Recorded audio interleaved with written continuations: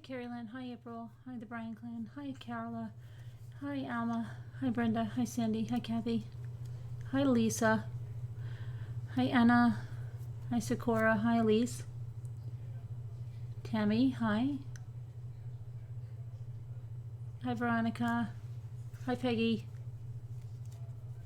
Hi, Mary Kim. Hi, Flower Girl. Hi, Nanette. I'm early tonight because I didn't do another, I didn't do that thing because I ended up doing other things, and I said, oh, I'll not do it tonight, and I'll just go. Hey, Steph A. Hey, Glamour Girl. Hey, Diane. Hi, Dalia. So, hey, Sharon. Just frosting my chocolate fudge cake. Are you always baking at this time, Lisa? Thanks, Brenda. Hey, keep it kind.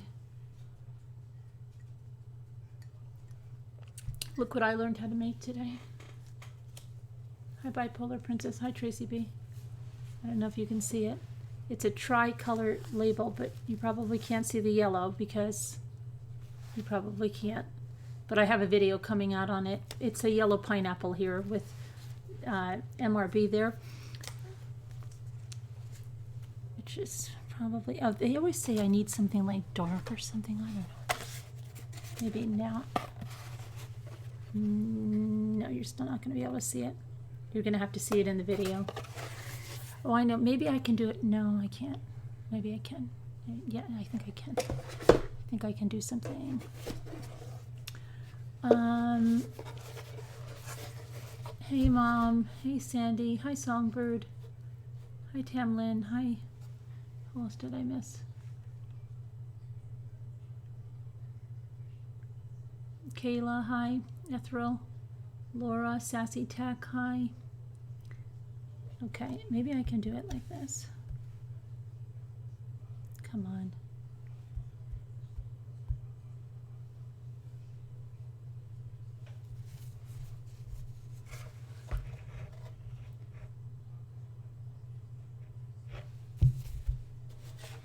Let's see if that'll show.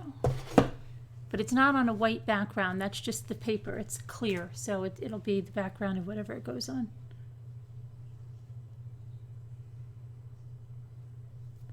Now, I don't know, maybe you can see it. Sometimes I don't know whether I go up or back, or I don't know how people show their phone so clearly on. I can't do it. It won't work for me.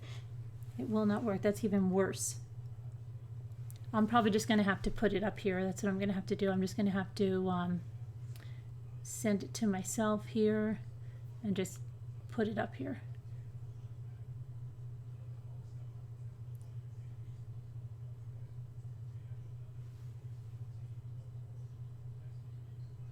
Okay. This is the only one I'll be able to show you.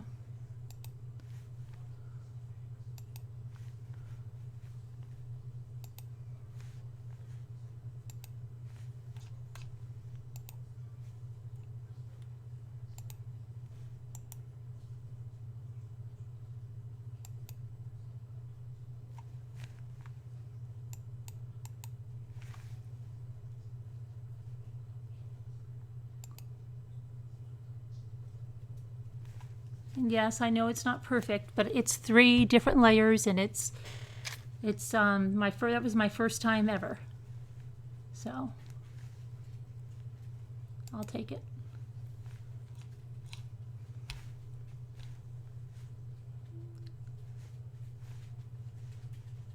Hey Tori, hi Yvette, hi Flower Girl, hi Tracy B, hi Rhonda. Dalia, I'm doing okay.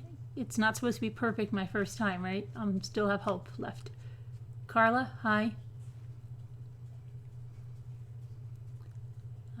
Alma, hi L. Jackson, hi Brenda, hi Deb on the Move. Who did I get? Did I miss anybody I missed? Cindy, hi. Sandy, hi. Julianne, hi. Hurricane Hunter, hello. Leaping Lizard, hello. Kathy, Rhonda, Steph A. I think I got everybody now so far. But we need mugs and t-shirts like that. Yeah, I have to figure out what to do here. You like it? Okay. What's going on Lisa H's car door?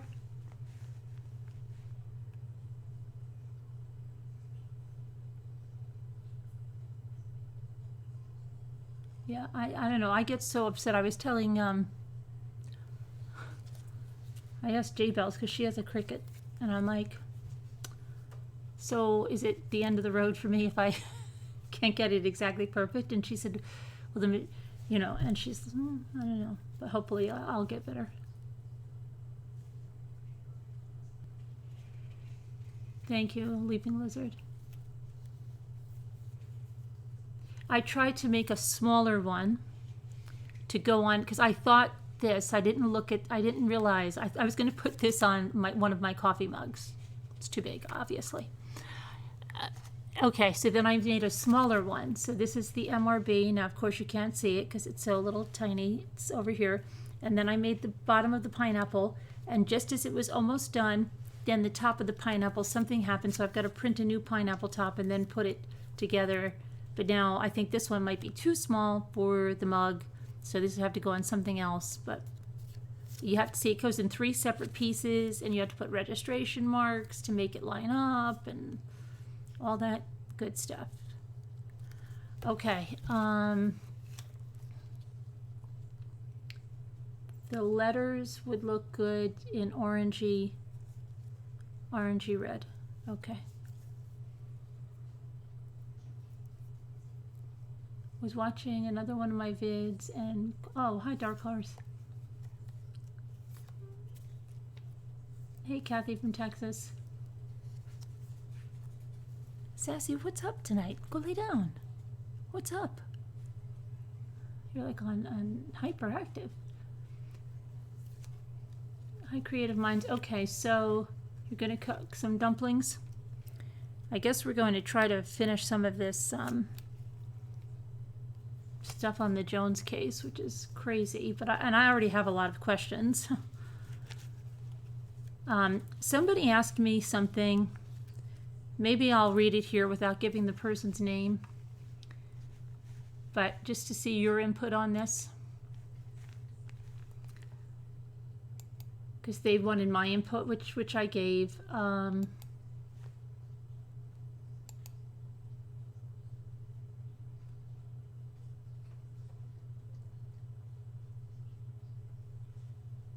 Teacup, I got your email and you're right on. Okay, now, which is the one I was going to say? Oh, okay. So someone emailed me and gave me I guess a plea. I think it's a GoFundMe, I'm not sure, from Casey's sister, Sarah Gilbert. And it says, I don't know what it says, sad here, maybe it's sad. I'm sad to report that only $255 in over a week raised of a $5,000 goal from the appeal as the funeral, well, it's next week. I know, lady, please, you can trust her. See, I don't understand what this is, okay? I don't know why, and then perhaps someone can help me. What can I do? I will be donating myself when I get back. This is so sad. Maybe these are comments that she sent me. And then someone said, I am one of Casey Jones's older sisters. I live in Mishawaka, Indiana. I am asking for donations for myself and my 4 kids to go to my sister's and her children's funeral on November 2nd in Florida. I'm also asking so that I can be there at the first public court date that killer, husband and stepfather, will have to face her family. Now, when is his first court date? I would not ask for any kind of donation if I didn't truly need it. I'm a single mom of 4, So I do not have the extra income to go to my sister's and my nephew's and niece's funeral otherwise. If you have any questions, feel free to ask. Here's the part that got her a little nervous. I will have my ex-husband, the father of my children, to put it in his account and withdraw it for me, as I do not have a bank account. And so the person that was emailing me said, Carolyn, I have donated to this fund and just discovered this by chance this morning. My concern is the last sentence. Money going into the ex-husband's account, as Sarah does not have a bank account. This makes me feel very skeptical on many levels. Is he going to be going on this journey? How does a mother with 4 children not have a bank account? The ex could be a charlatan for all I know. This means of obtaining money sounds dubious. Why not put the funds into Casey's mother's bank? You are very astute and I would like to get your take on it. I just feel very bad for raising this, as the situation is so extremely saddening. However, I have seen a post that tells Sarah to contact a particular radio or TV station to further her plea. If that happens, I hope she reveals that the funds are going into her ex's account. P.S. Just reread the post. Sarah says she does not have the extra income to afford this. If she has income, does that mean she receives benefits? Do they pay benefits in cash? None of this is sitting well with me. I am home today and will watch you live. I hope that perhaps you may raise the matter. Okay, my best wishes to you, Jimmy, and the kids. All right, so let's go back and see what everyone thinks. What does everyone think? Sounds like a scam.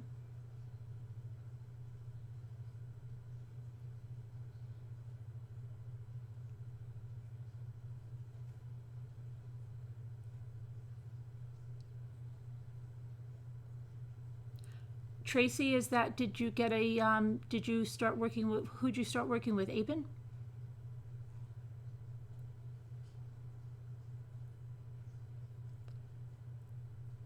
Reads a little like a scam. Okay, well, that's what I told her, Teacup. I said, here's what I said.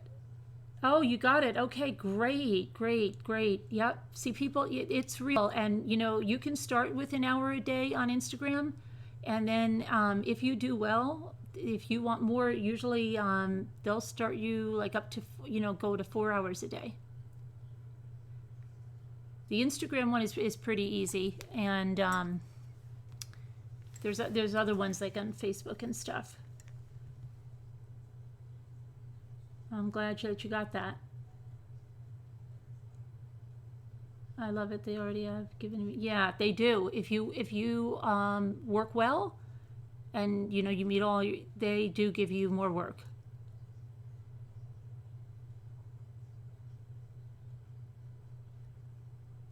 It should be okay. So here's the thing I was going to say. The mother got into some hot water because on her page, I was wondering if it's the same account, because are they both raising money on that one account? Do they have 2 different accounts? Because someone in Florida paid for all of the funerals, for all of the children and Casey, paid for them all. And then the mother was on there saying something like, I can't believe this. We got a donation from the UK, but no one in Florida has donated. And then people got on her case, and then they said, hey, the funerals are paid for. What are you raising money for? And then she said she was raising money for to get her daughter down there. So now, is it the same fund or is it a different fund? The mom said no. Yes, and then she got one. You've just seen a GoFundMe by the mother has raised over $1,500. So then they don't sound like they're the same fund. What is the mother raising funds for? I thought, Teacup, that was all paid for. They said someone in Florida paid for it.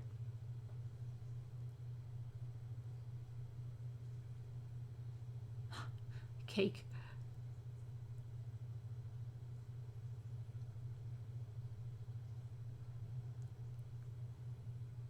How could one live and not have banking?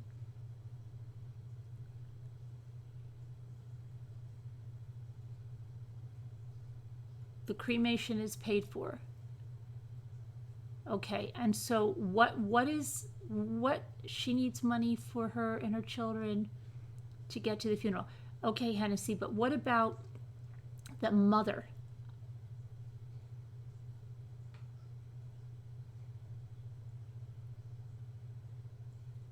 I heard the sister only had 200 pounds, whatever. 200 pounds. Travel to the funeral, sentencing. Okay, Alicia, the cremations were paid for. Now they have to have a service. It's under Princess. Well, Casey has only raised about 500. Okay, well, she said, I guess she raised more because she said 255 in that email.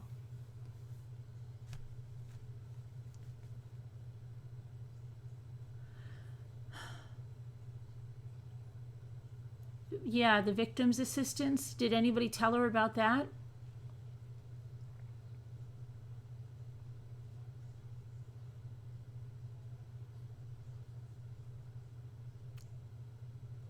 You're skeptical. Oh, 80s girl, you got to go to bed. When are you leaving for your cruise?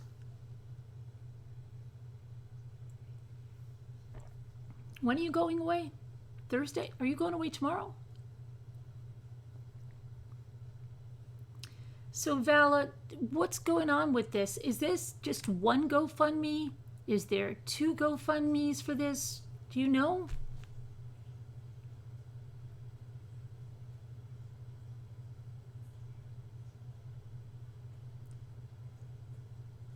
I haven't been on the mother's page in a while, but when I was on, she was getting trolled heavily because people thought she was exploiting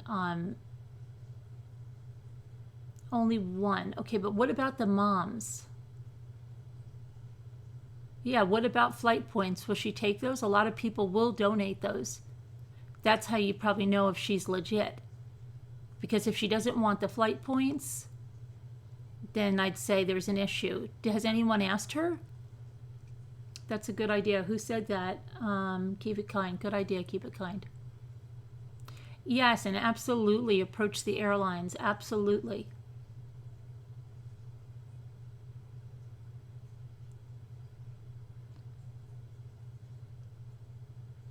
Also, one has to be careful on income on assistance because they may lose their benefits. So GoFundMe might be in someone else's bank account. I'm behind, so his sister is trying. No, Casey's sister. No, not to bury them. No, the burials were paid for. The funerals were paid for. The cremation. There is some bereavement rate on some airlines. Okay. So is any... Scene 0 of mom was on YouTube. Okay, I'll show you the mother. Let me check the mother's account because she was, she had a totally public Facebook and let me see.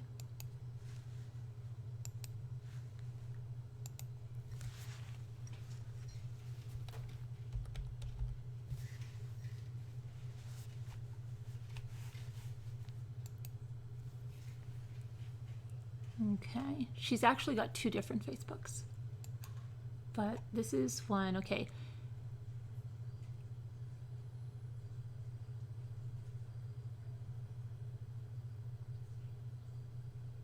Oh no, what is this one? Okay, this one says Nikki. Okay, and it's 7 hours ago. Someone posted something. It says, shame, shame, shame on whoever is doing this. God have mercy on your soul, and I hope you never have to go through what I've been through. So now, let's see what this is about. It says, SB in FB, so SB and Facebook said one of your friends are posting private messages.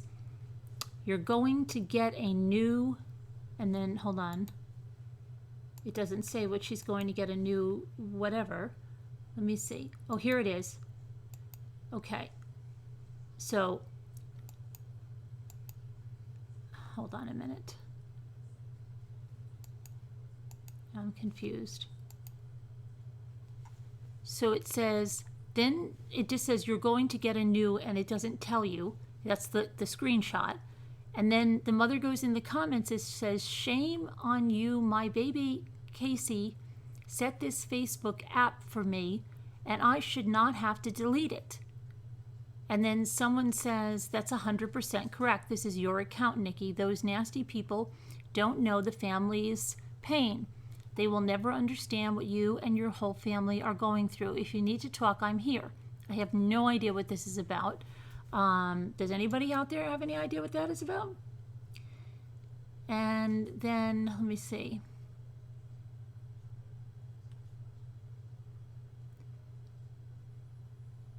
Okay, then the next one is October 23rd, 2 down, says, you thought you got a hold of somebody that didn't care about their baby and their grandbabies. Well, let me tell you something, Rachel Brooks.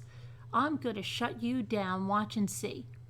And she posts just like a Facebook group from that channel that was doing the interviews. So I don't know if she got into it with them or not. There's no comments on it that I see. And then there's another post. It says, I know who runs Massacre Talk. Her name is Rachel Brooks. She used to work with my baby girl at a place called Pause. Pause in effect. P-A-W-S, like dog, pause. She is the one that mistreated Casey. No wonder she has this and she's putting down Casey. Let's find Rachel Brooks and shut this down now.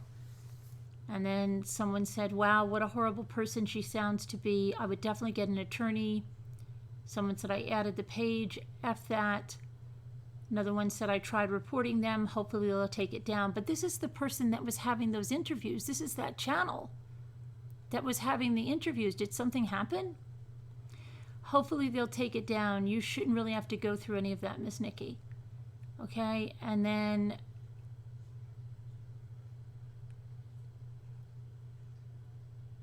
then she's got another one harassing her. So it says, don't bring these lies to my Facebook because I will block you. And so now there's someone named Amy. She's got screenshots.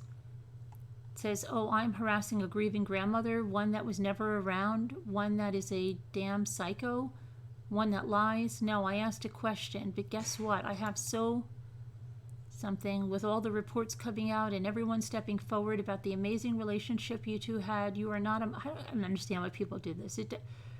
You were just someone who was there, and that's nice. So answer the question. Can you tell the truth? Can you? Okay. All right. You act like the victim. You're not a victim. You are not. You lost a daughter, yes. Grandchildren, oh my gosh, yes. But they aren't your money maker, so go get a damn life. That's nice.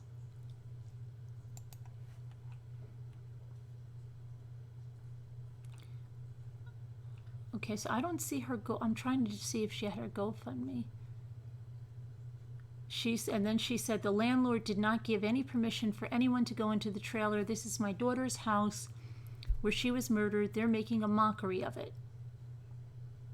So who went in there? Oh, that channel. That channel went in the house, I guess. Does anybody know about that? She's posting something. She said something, the murder house zoomed out. I don't know what happened there. They probably acted like potential renters. Oh, they got in there?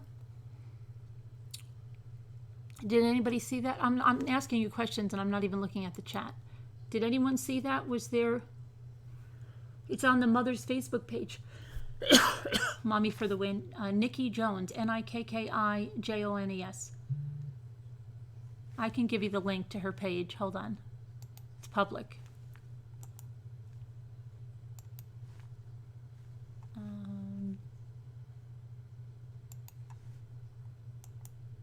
Did they go inside the, did they go inside? Did they go inside, Red Ruby? They are blaming Nikki because they are saying how she raised Casey is why she and her kids got murdered. Well, we were talking about the Jones case, and someone had raised the question about the GoFundMe, and they donated to it, but now they were getting weird feelings because of some things, so we're talking about it. You don't think it was who? Who's them? It was them. She posted the video. It was Real Massacre. I don't get, some people can't control themselves with these families. Yeah, I know. It's One Piece. They videotaped the whole trailer. Inside, Eileen, inside? Or just the outside? Inside or out?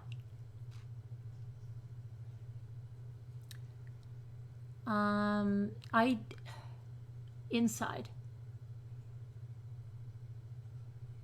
Now, she's saying that the woman that owns that channel worked with Casey. Is that true? Did anyone else hear that?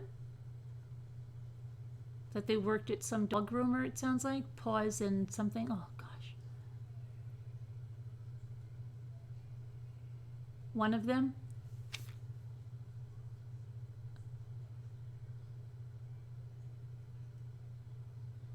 Hey, Catherine. You don't know about that because the mother just said that. Let me just see what else. Did I gave you guys the link, right? He's doing his Burt Reynolds. Okay, so let's see.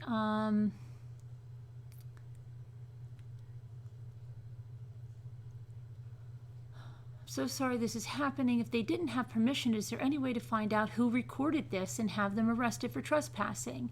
And then someone said they probably acted like potential renters. The man has several properties in the area. And she said, the mother said, no, he's moving the trailer. There's no renting. They got in there without permission. We talked to the landlord. And then someone said, he should press charges against them. That's wrong on so many levels. And then someone said, sounds like they had children in there while recording too.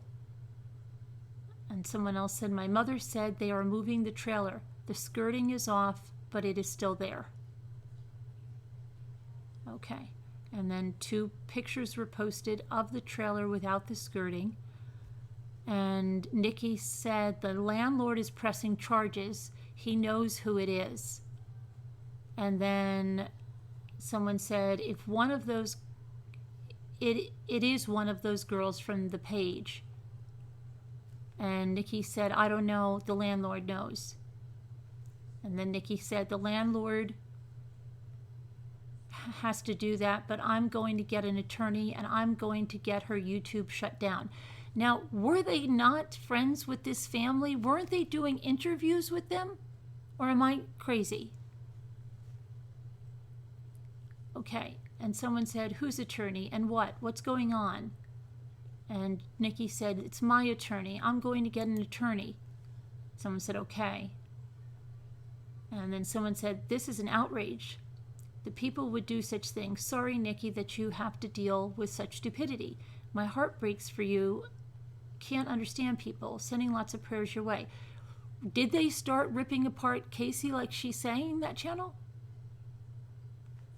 I did not even look at the video, but my heart aches for you. Having 5 of your beloved loved ones tragically taken away from you is in such an awful way. To all the evil people doing this, okay, karma will come back at them. They reap what they sow. People are so sick. Why would they even want to look inside after something so terrible happened in there? So sorry you're dealing with that. And then somebody said, who is doing the damn video? She said, I don't know, but the landlord found out who it was he's prosecuting. I hated I gave them any views at all, Shelley says, but I did leave a comment that they needed to take the video down. Is the video down or is it still up? I can't believe how rude and selfish people are. I'm so heartbroken for you. Okay, and then she's got another one. This woman right here is harassing a grieving mother and grandmother. If you know who she is, please block her. Amy, I can't see, Ranger or something. Okay, here's the here's the funeral fund. Okay, I found it. Now I'm gonna put this there, and whoever knows, tell me if this is the same one. Okay, here's the mother's. This is the one on the mother's page.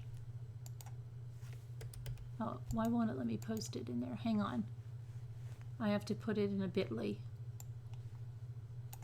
It's too long.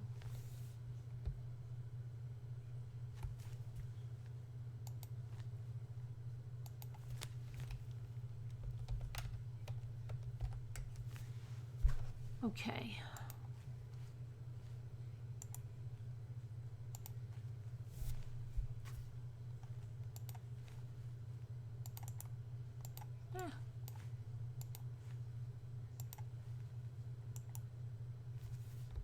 All right. Tell me if that's the same one. Sarah Gilbert, the sister of...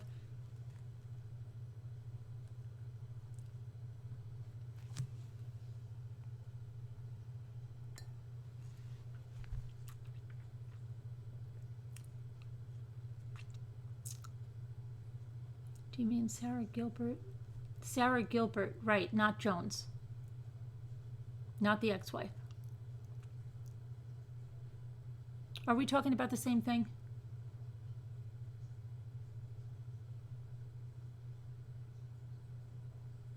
I might not be talking about the same thing. I'm talking about the other GoFundMe, but maybe I'm not talking, but she's asking Gilbert or something about something else maybe. What happened? Why did they have a falling out? Weren't they giving interviews over at that other channel?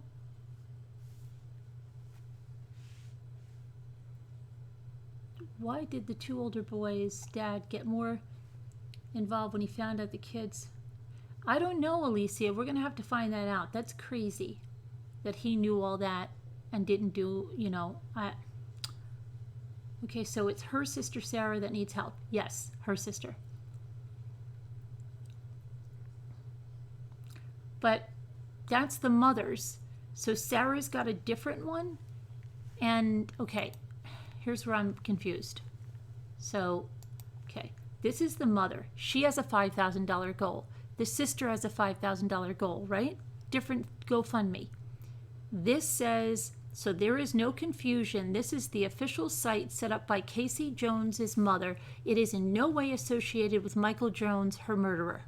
Casey and her 4 children that were recently murdered by their husband and father. As a family, we don't have the funds that are necessary to lay our loved ones to rest. But see, and then people said, well, they paid for that. But then she said, yeah, but I've got to get the family down here, so her sister. We're asking everyone that's been touched by this tragedy to help us at this time. Her mother would like to thank everyone that's reached out to them, to her and her daughters, and the entire family. Thank you for your love and support. This money will be withdrawal only by Nikki herself. Okay. So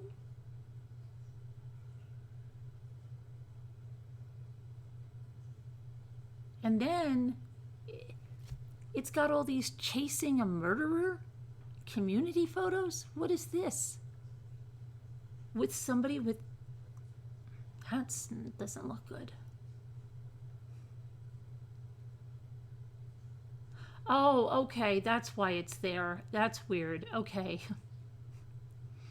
It's a channel that donated, but their channel image came in and it had like I don't know. Now, see, she says this was 26 days ago, though. I want to thank everyone for donating to my baby's funeral just now. I love them very much. Just know I love them very much. I miss them Every day a monster took them away from me, but when I get to heaven, I will get to see them again. People that don't have a wife has been posting horrible things about me. One thing's for sure, anybody that knows me knows I love my kids and my grandkids more than life itself. Okay, so I don't know, I'm lost. So if the funerals are paid for, she has $1,400. Is that good? I don't know. Is that for the sister to come down, and then the sister has what, $500? Who has the sister's GoFundMe? You say it's on Casey's page? Somebody said it was on Casey's page. Let me check.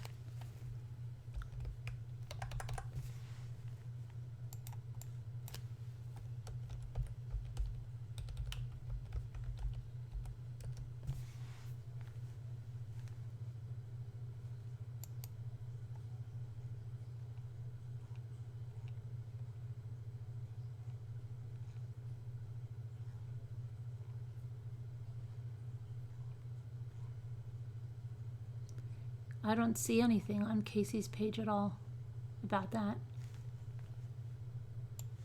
Let me try Sarah Gilbert or something.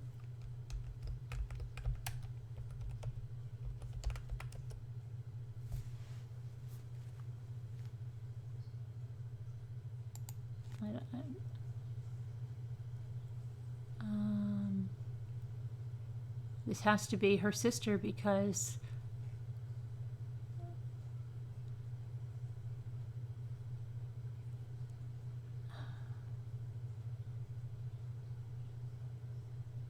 okay, okay. She did post an urn or something. It says forever loved. And she said, here is my reality. I didn't know how hard this would be. Oh, I think that's that locket with the, I think that was in her purse. Okay. But I don't see a GoFundMe on here either for her. Oh, wait, I do now. Hold on a minute. Let me see if it's the same one. It's a different GoFundMe. Now she has $670. So I'm going to post this one down there too so you guys can see them. So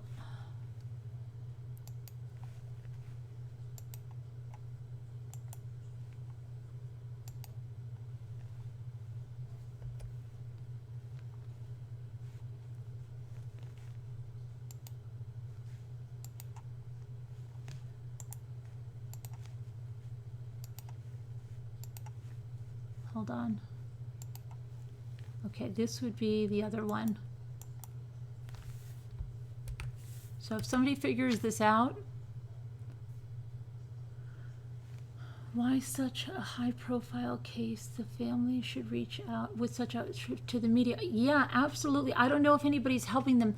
I really think they need assistance like that. I don't think they know about that stuff. Okay. Hey, Sharon. Okay. Hi, Diana.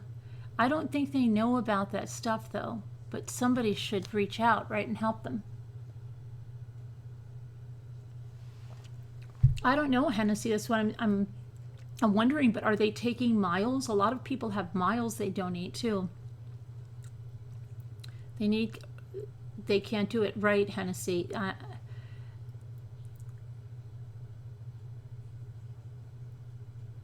Hey, Mandy. Hi, Deb.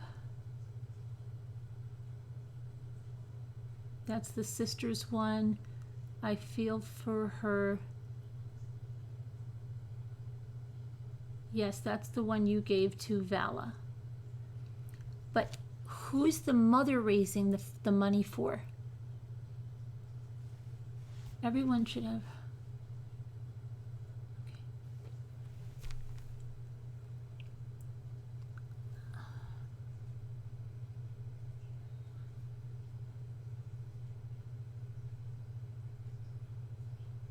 Sarah Gilbert lives in Indiana, right?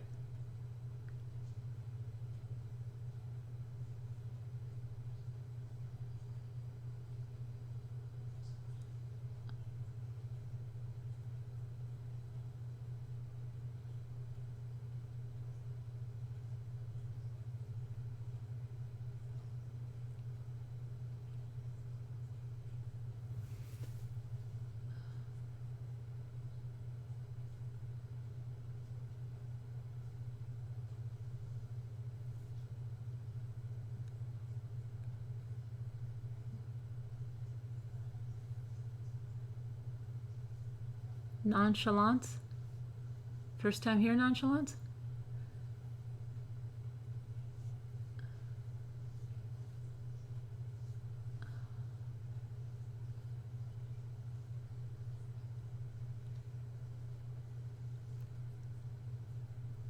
So it's definitely the real people. It's definitely the real people, teacup. Yeah. First time in the chat, though, nonchalance, huh? Get so sick of the victims getting blamed.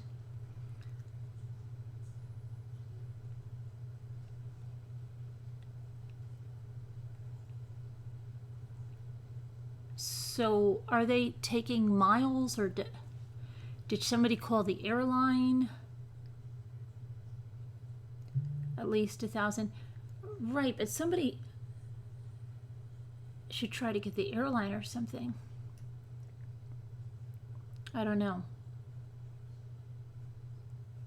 Are they both raising 5,000, or are they raising 5,000 together? And then the father of the boys was raising money as well.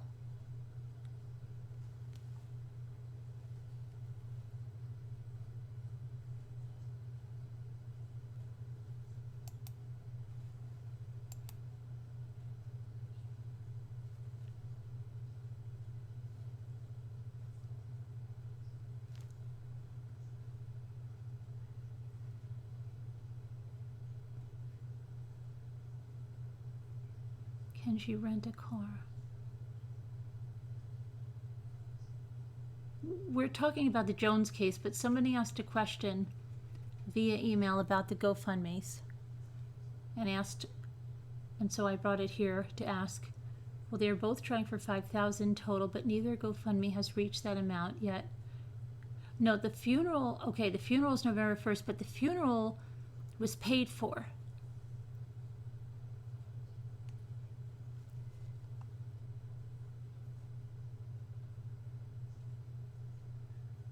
They have two GoFundMes with different cause names. They have two and the father has one too, right? Bowers.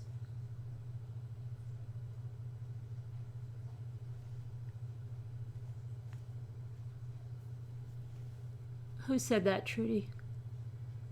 Who said that? Someone in here? That's not nice. That's not nice.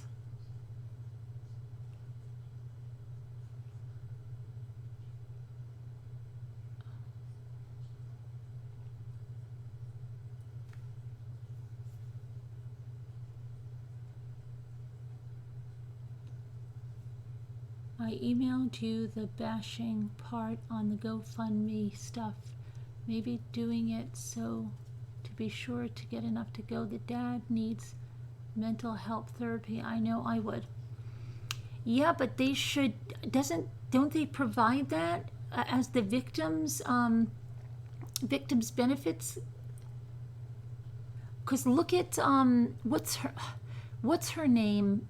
Oh my gosh, Shoemaker got $19,000. They're paying her rent or something while what's his name was in jail, right? The Victims Compensation Fund or something.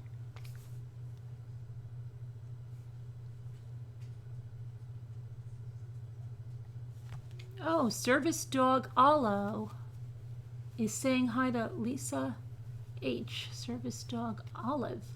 Service dog Olive, first time here?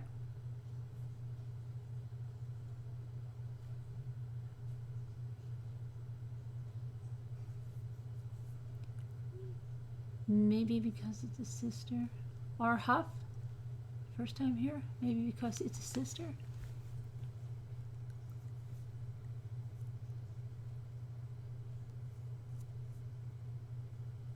You live in it. Yeah, Trudy, thank you for, your mother is a Navy vet. Thanks for her service. And yeah, nobody should be saying anything about that. Nobody should be. Oh, really? How'd you know Lisa H?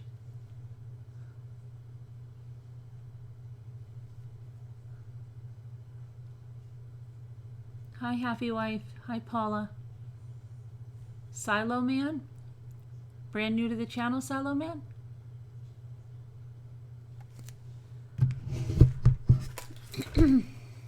Keep your eyes open, folks.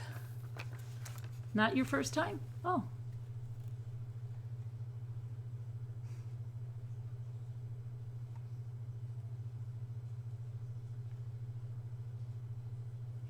Victims advocates should aid the family.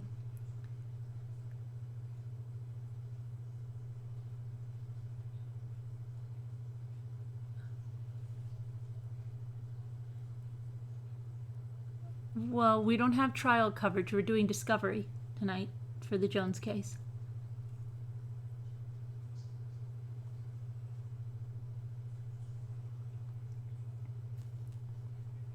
Oh, here's, who's this? Riley? First time?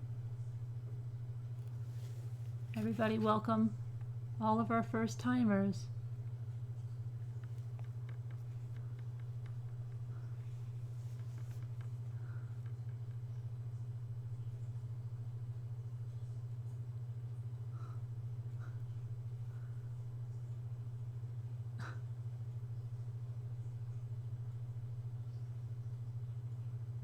Kahlo? How are you doing? Pencella? Hi. I would think they wouldn't be free, but reduced rates. Yeah. Seaglass, thank you, my mom. Who's 80?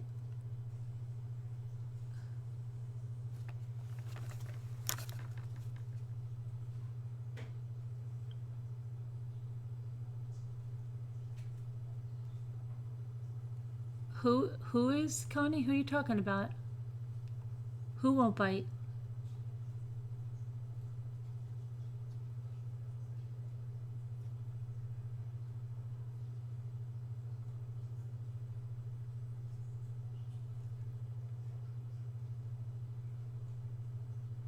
We don't talk about politics here, Christy. There's a lot of channels that talk about politics if you want to talk about politics.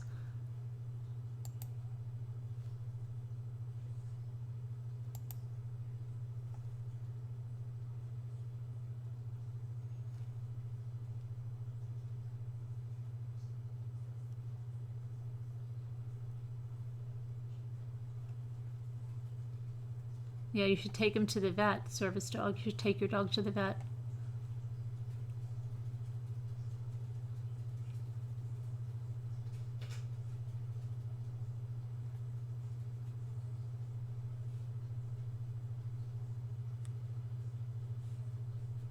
Hey, Tessa.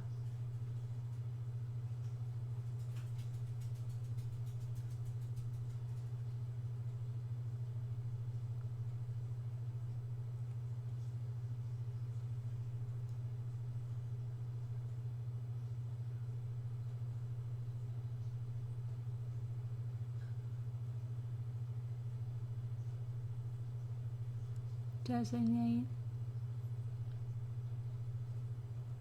Do we have a new info? Yes, we do, Silo Man, but we're just discussing this is related to that case, and somebody wanted to know.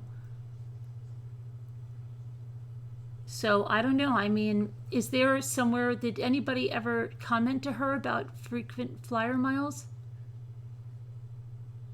Yeah, Ivy Lynn, yeah, it could be very dangerous in those situations, of course, yeah.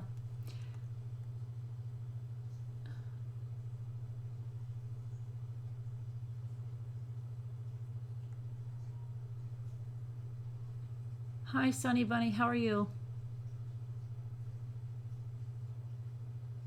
Who said that, Alicia? Who said that? Who said that?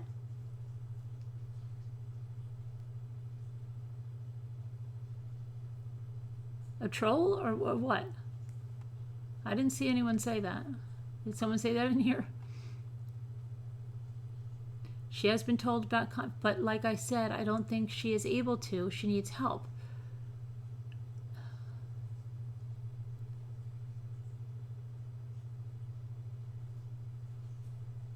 Who thinks she is? I am so lost. You think I am, Connie?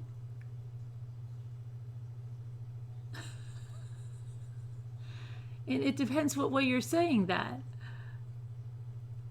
Poor woman has a long way.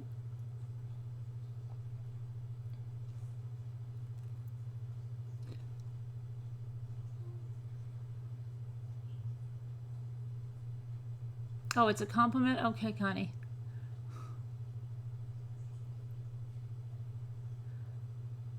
Okay, Michaela.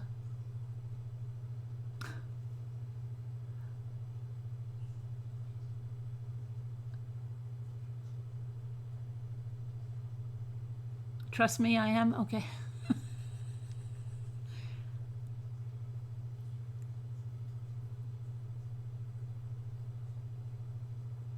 Oh, I think Christy is, let me see, what would she say? What happened to Christy? Wow.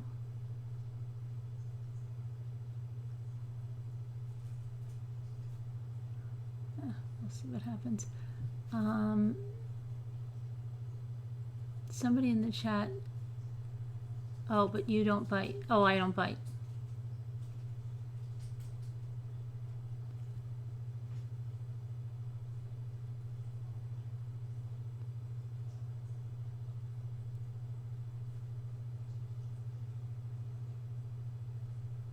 The chat's moving fast. Oh, look, that's funny. For a minute it was 333 viewers, then it jumped to 340 when I just said it.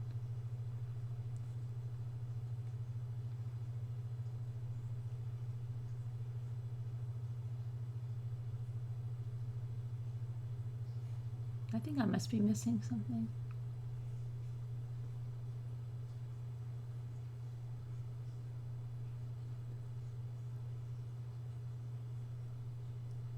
You call all the...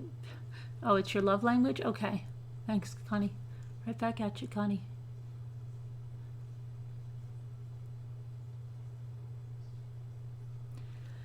Okay, so let's move on. Tessa, we're going to move on. We're doing the case, Tessa, but we're going to finish reading the discovery. But I just wanted to... Okay, so Vala... I'm not sure what you want to do with that. I mean,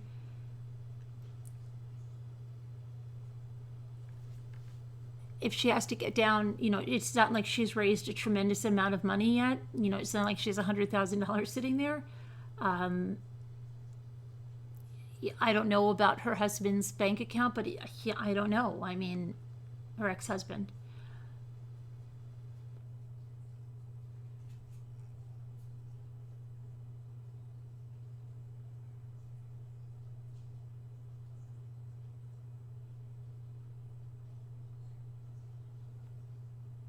Oh, Silo Man. See, I thought Silo Man was a troll. What did Silo Man say?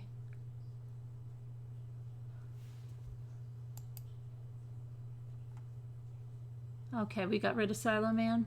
I knew. See, that's why I wasn't starting, because I know some people in here are trolls. So I was just waiting until we got rid of them. I knew they were going to go off in a minute.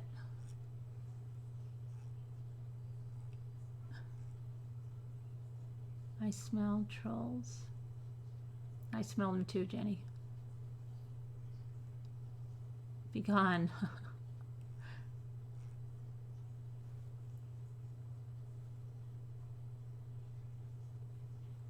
Okay, so let me get the discovery where what, Christy?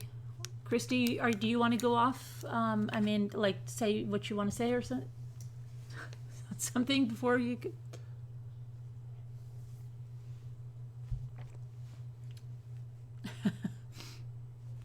Oh, okay. I thought you had something to say. I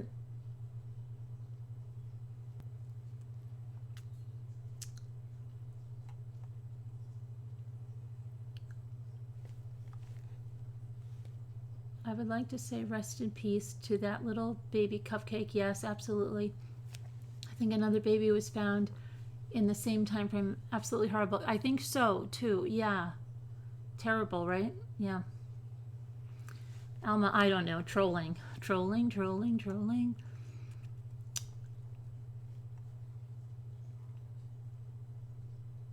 But for the people that missed something, hold on a minute. I'll show you that label, because I don't think I told Casey about the label, but I don't think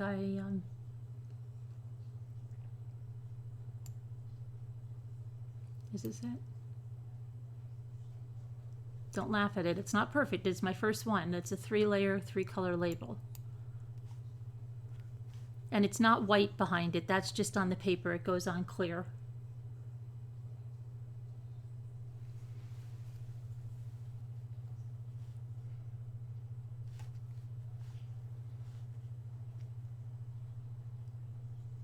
Storming in Texas. Oh, and then I have another thing. Oh, we've got to talk about this.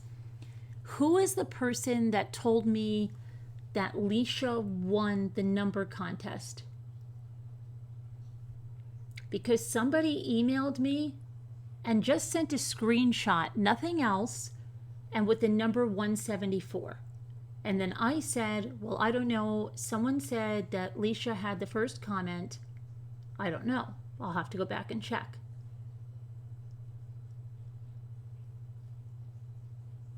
But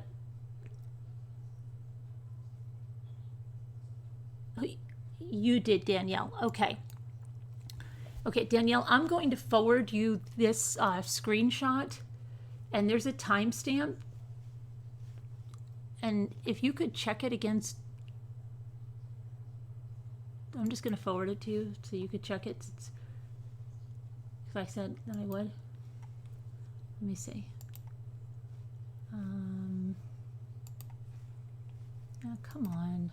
Where's this?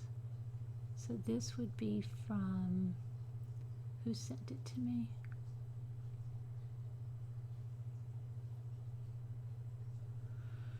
Oh my goodness, who sent it to me? Oh, here. Okay. Ah.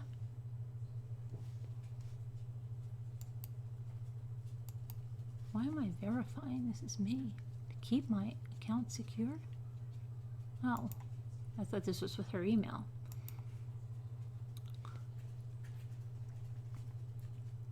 Okay, let me see here.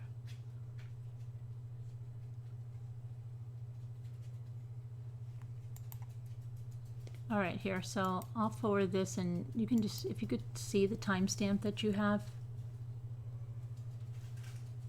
Sassy, will you calm down? Sassy's going crazy. Okay. Now let's see.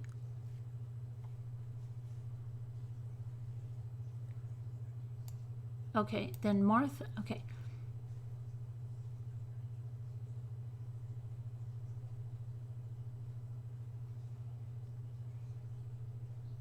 Oh, I see.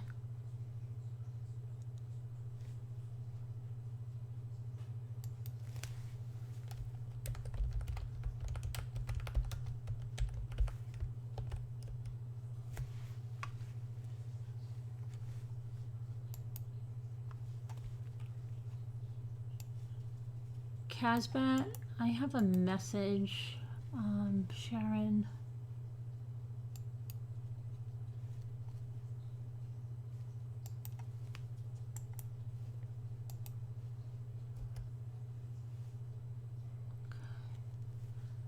All right, now let me go back to the because now I see there's another message. Hold on. Oh, your Cricut, what'd you do? You're waiting on bated breath. You've got vinyl at the ready. I saw tonight. Etching. Oh, yeah, yeah, I can't wait. I'll put the video up tomorrow. Okay. So now we got an email from Martha. She said, this is what I commented about when they were saying, and they jumped on me. This should be about those innocent children and Casey. Even if Casey had been the worst kind of person, she and the children did not deserve to die and their bodies be treated horribly. Further, I think maybe the hatred is misdirected towards NK. She would have served herself better had she just kept quiet and not engaged so much in social media. Do you mean Nikki, right? I think you put NK, but it's NJ, right? I'm pretty sure that's what you mean. She would have served herself better if she just kept quiet and not engaged so much in social media. No one is to blame for this except one person, and that person is Michael W. Jones Jr. No matter a person's circumstances in life, with their upbringing or life experiences, we must get past these things and take control of our present and future. He chose his path. He chose his destiny. Yes, absolutely. Hey, Random Guy Jeff. Random Guy Jeff, what time is that thing tomorrow?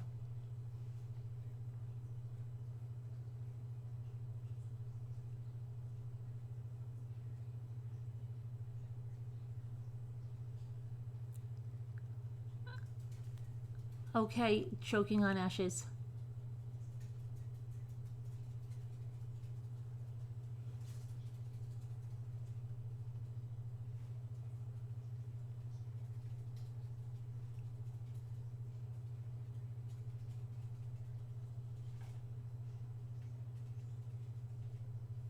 A car sticker would be nice too. Okay.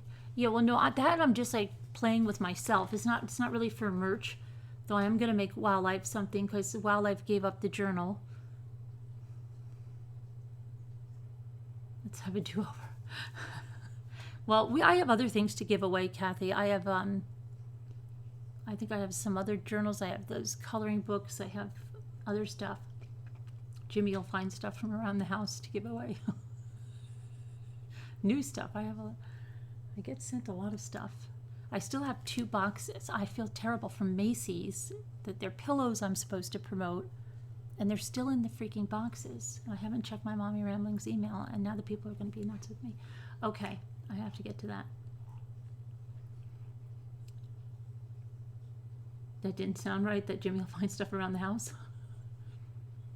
Should you wrap off a shed? No, he's actually working on emptying the garage of some of the stuff, bringing it down to the shed to clear out some of the at least he's working on something. I don't know, getting some stuff cleared out. Okay, so let me go.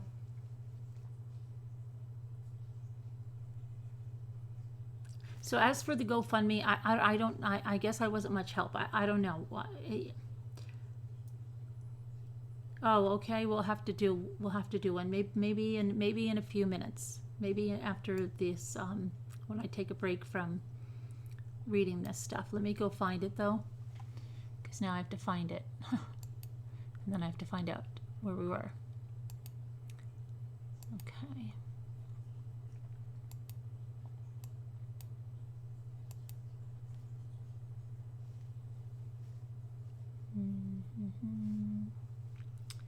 Where did I put it? Oh, here it is. No, that's...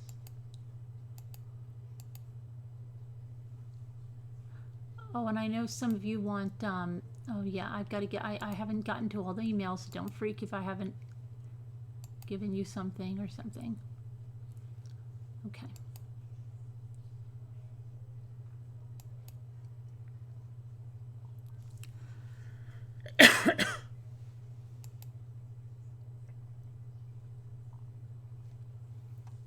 Where did I? All right, let me just, no.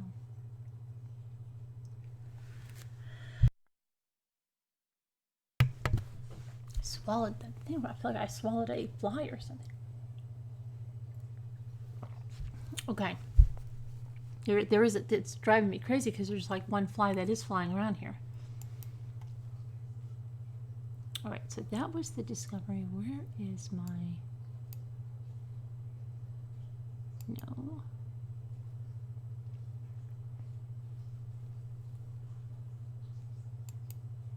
Oh, I know where it is. Okay, I've got it. Never mind, because I put it in a separate thing last night. So I'm going to pull it over here so you can read along. And I have to find out where we were. Anybody remember what page we were on? Who was paying attention? Does anybody remember what page we were on? Somebody said 50 pages or something. We were on 50 for another slice. You're going for another slice of what? You think it was 88 or 89?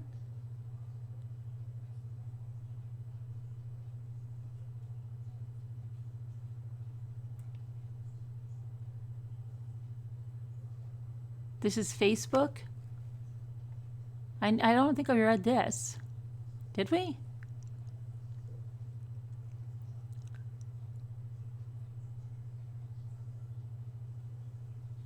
No, I didn't read about Sarah Jones here. I don't think so.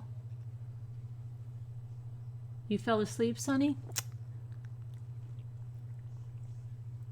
I thought somebody said good job reading like 50 pages or something.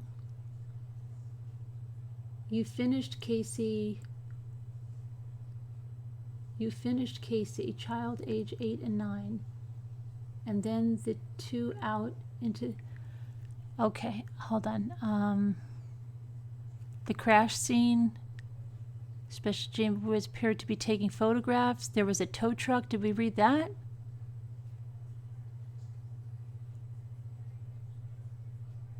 Oh, rural dirt road. Is that where we were? The defendant then stated that sometime before school. Yeah, we read this, right? Unless this is another person's report. We asked about the use. Yeah, we read that. Okay. All right.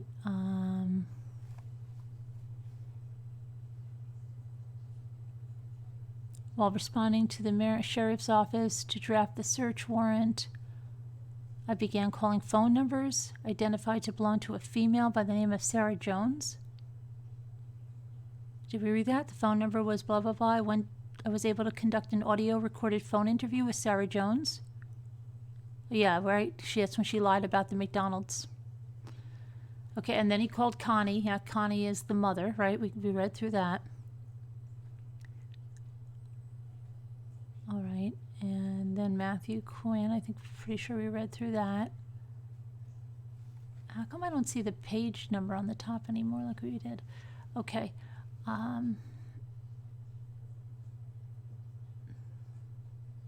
Process the defendant's vehicle. I think we read that.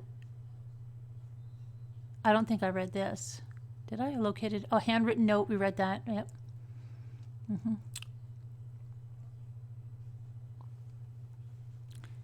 I then made contact with Nikki Jones. Right. Michael Jones agreed to speak with McQuagg. Right. Did we read this about 2 years? The veterinary, did we read this when he started dating? Cheating throughout the... No, we didn't read this, cheating throughout their relationship. Did we? Cheating throughout their relationship? I don't think I read that part.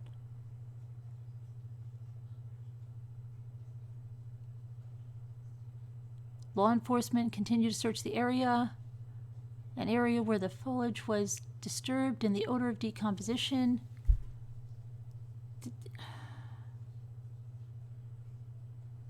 I don't think I read this. I did? Kathy's saying I did? No, Brenda's saying I didn't.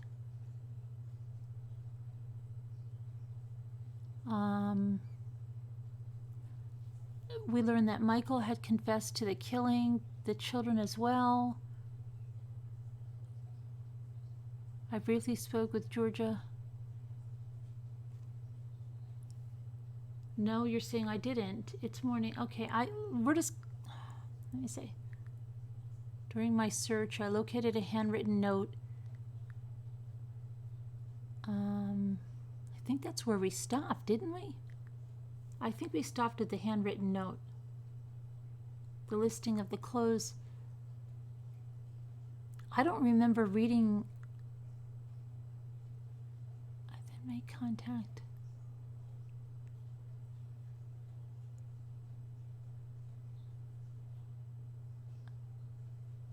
I think this is another report of that.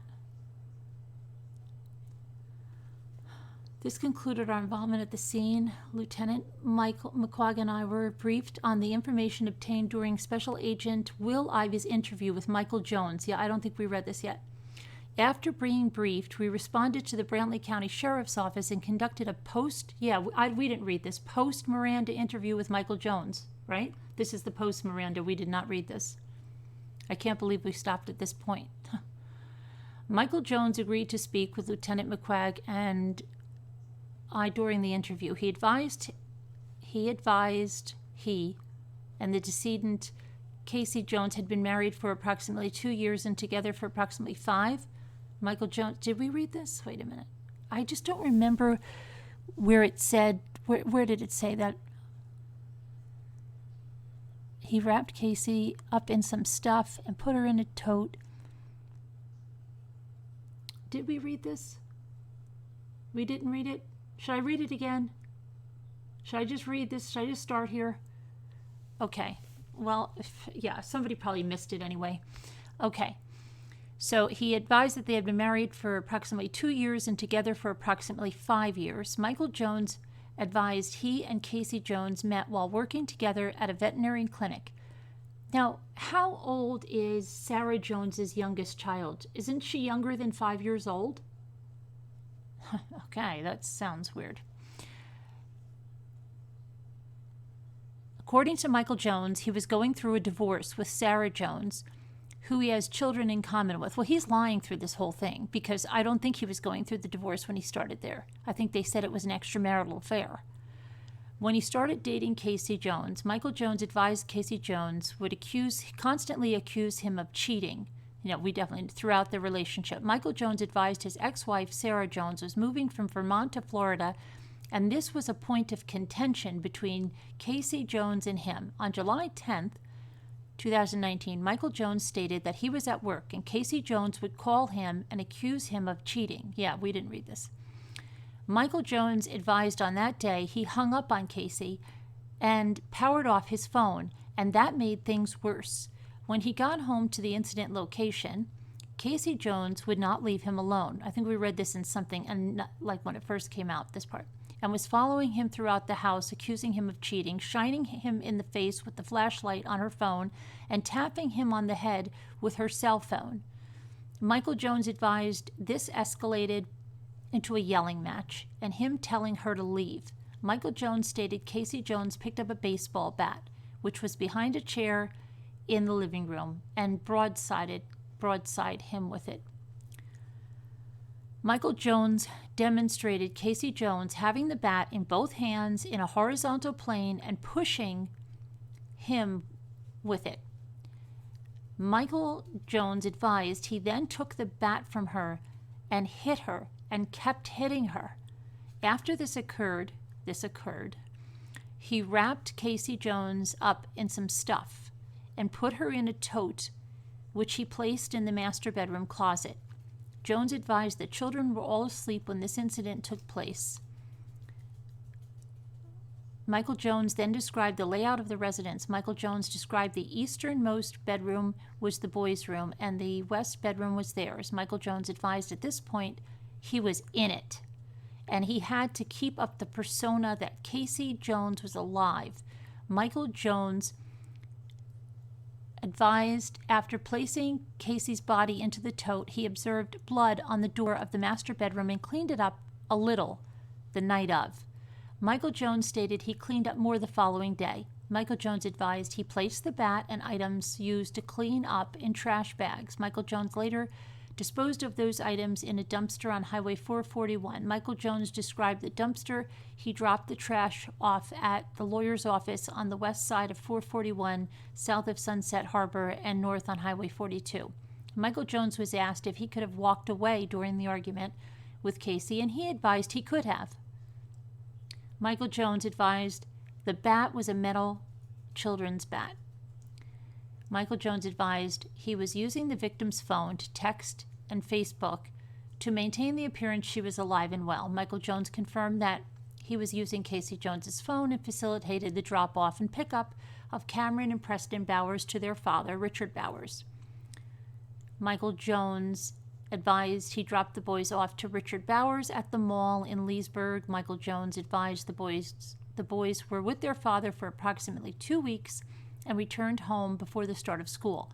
Michael Jones confirmed he picked the boys back up from their father in Leesburg again. Michael Jones advised the boys were enrolled in Fruitland Park Elementary School but never went to school. Approximately a week after school was scheduled to start, he killed the boys.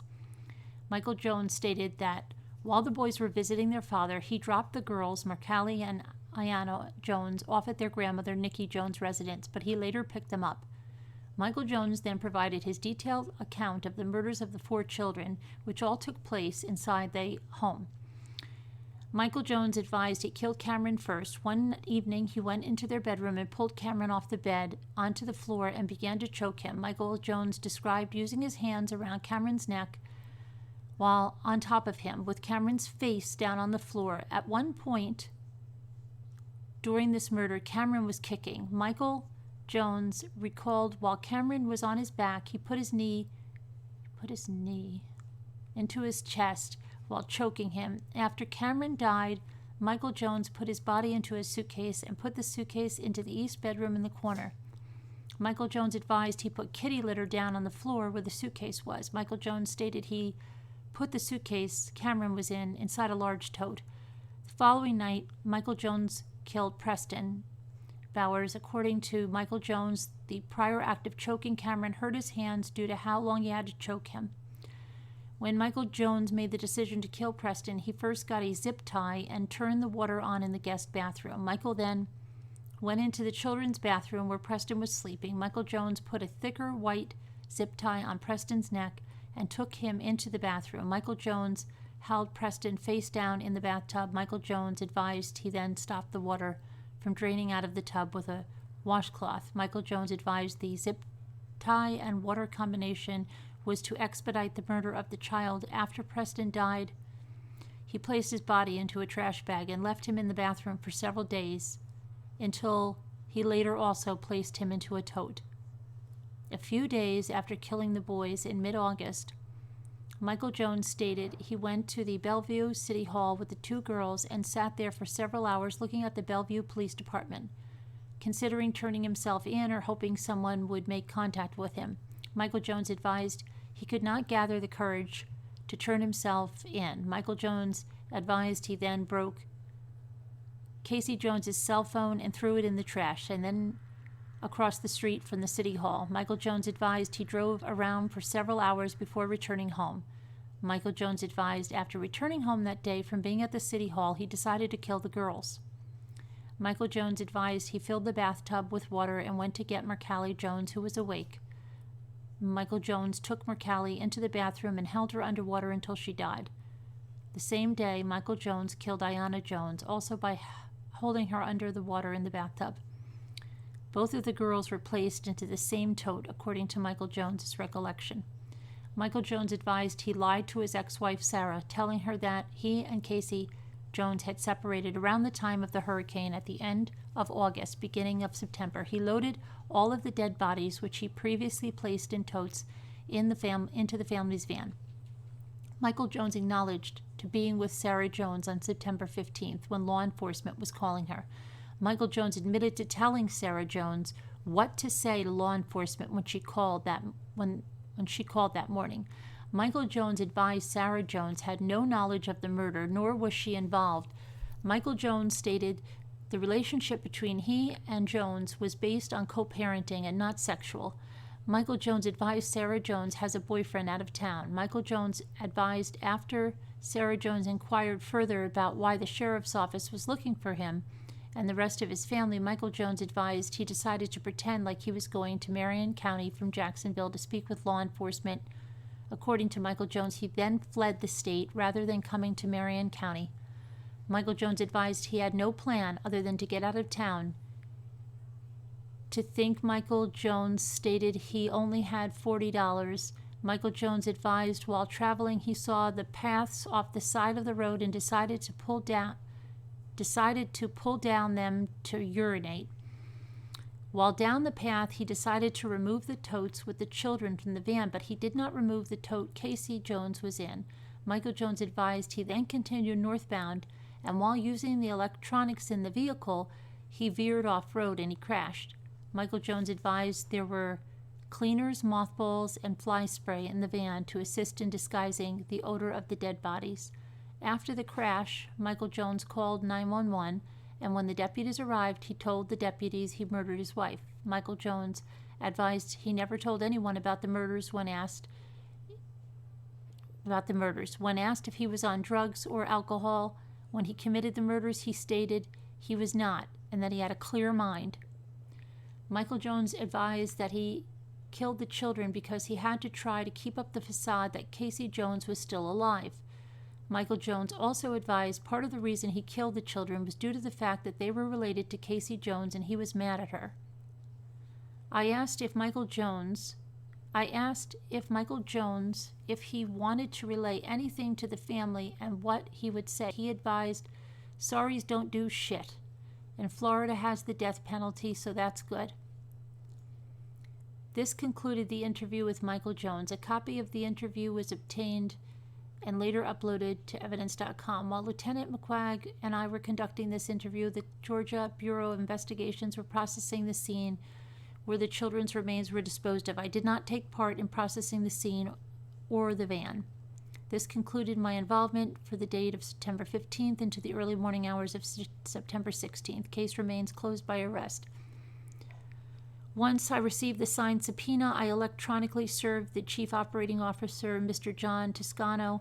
I will await the legal process to be returned with the video footage. I request the case remain closed by arrest.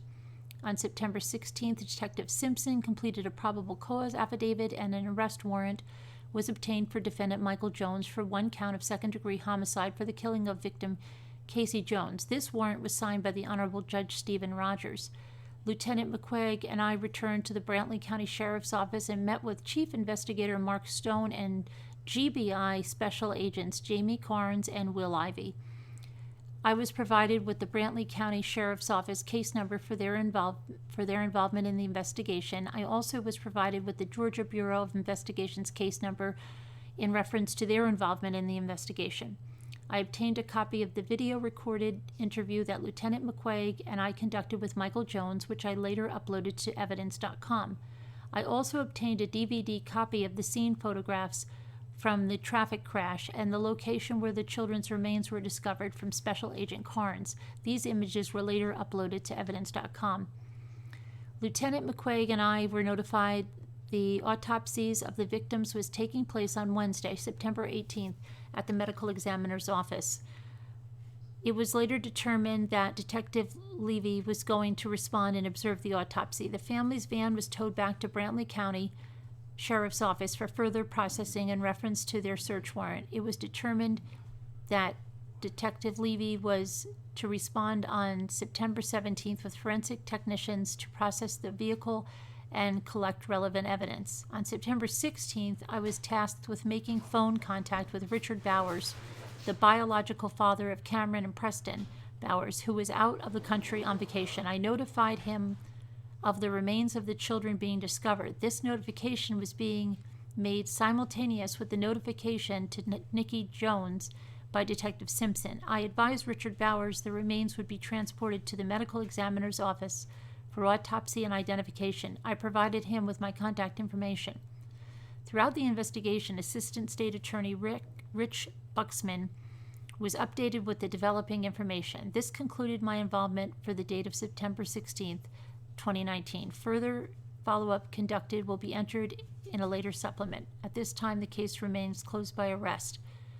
On September 26th, 2019, I received the autopsy photos taken during the autopsies of the 5 victims. The photos were sent from the Georgia Bureau of Investigation, Division of Forensic Sciences. I have uploaded all of the photos to evidence.com and provided Detective Bartlett with the DVDs. Case status closed by arrest. Supplement. On September 17th, 2019, I was provided with information that April Smith may have items of the children's bedding that she purchased from the incident location. I was provided with April Smith's contact information and made phone contact with her. I learned that approximately this I've read now, hold on. See, but no, this is different though. This is just another officer, because this is not the full story, remember? It had much more, so I learned that approximately 4 to 5 weeks ago, Smith located 2 children's beds for sale on Facebook Marketplace. Smith advised she arranged to meet the seller, later identified as Michael Jones, and Jones walked from the incident location to meet her and provided her 2 children's beds for $50. During the transaction with Michael Smith, she described him acting in a suspicious manner. Smith described the beds as twin beds with metal frames. Smith advised after seeing Michael Smith's arrest, she recognized him as the person she bought the bedding from. Smith advised she brought the beds home on a trailer, and after getting them set up in her children's bedroom, she could smell what she thought was a dead rat odor emitting from the beds, and she sprayed the beds with bleach, but it did not remove the odor. Smith advised she was out of town and that if law enforcement needed the beds, she should allow us to process them.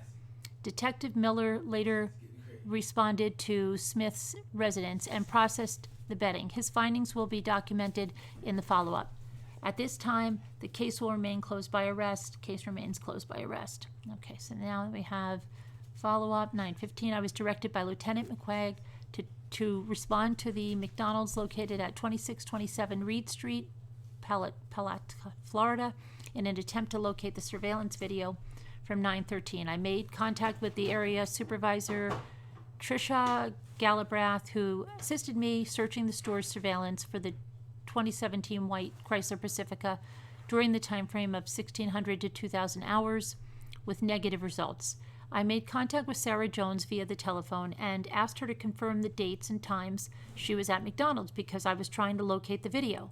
Sarah Jones advised me that she was mistaken and stated that they were not at the McDonald's on 9/13. Sarah Jones advised me that she reviewed text messages and had a conversation with Michael Jones about their daughter being sick that day and subsequently was not able to meet him for the visit. Mrs. Jones was unable to narrow down a time frame that she was at the McDonald's with Michael Jones and their children. I then spoke with Detective Bartlett, who advised that Sarah Jones's statement was completely different from what she told him. As a result, I responded to Sarah Jones's residence, located at 4901 blah, blah, blah, blah, blah, to obtain a sworn statement from her. Upon arrival, I attempted to make contact with Sarah Jones. However, no one answered the door. While waiting in the parking lot in front of Sarah Jones's apartment, Sarah Jones pulled up. I obtained an audio-recorded statement from her. Sarah Jones stated that she had been with Michael Jones since 2007. She advised that she married Michael in 2011. Oh, hold on a minute. I didn't know the dog was in front of the things. Hold on. Oh, that's not the, hold on. Oh, sorry about that. Okay. Where was I? And then separated from him due to an affair Michael had with his current wife, Casey Jones. Sarah Jones stated that due to Casey Jones being jealous, she had very little communication with Michael from about April 2018 until July of 2019. Sarah Jones stated that sometime during the last 2 weeks of July, she was contacted by her ex-husband, Michael Jones, stating he and his wife, Casey Jones, were splitting up because he could not take it anymore. Sarah Jones advised that she has 3 children in common with Michael Jones, and over the next few weeks, Michael came back and forth visiting and also taking the children back to Marion County. Sarah Jones advised that Michael picked up the kids sometime around July 26th and returned the day before school started around August 11th. What? So he had them there after he killed the other kids. Okay. Sarah advised that Michael came back and picked up the kids the following weekends so she could work as her new job as an Uber driver. Sarah Jones stated that on the evening of August 30th, 2019, Michael came to her house and had been staying there since. She stated that except for the daytime hours of September 10th, Michael had been at her house.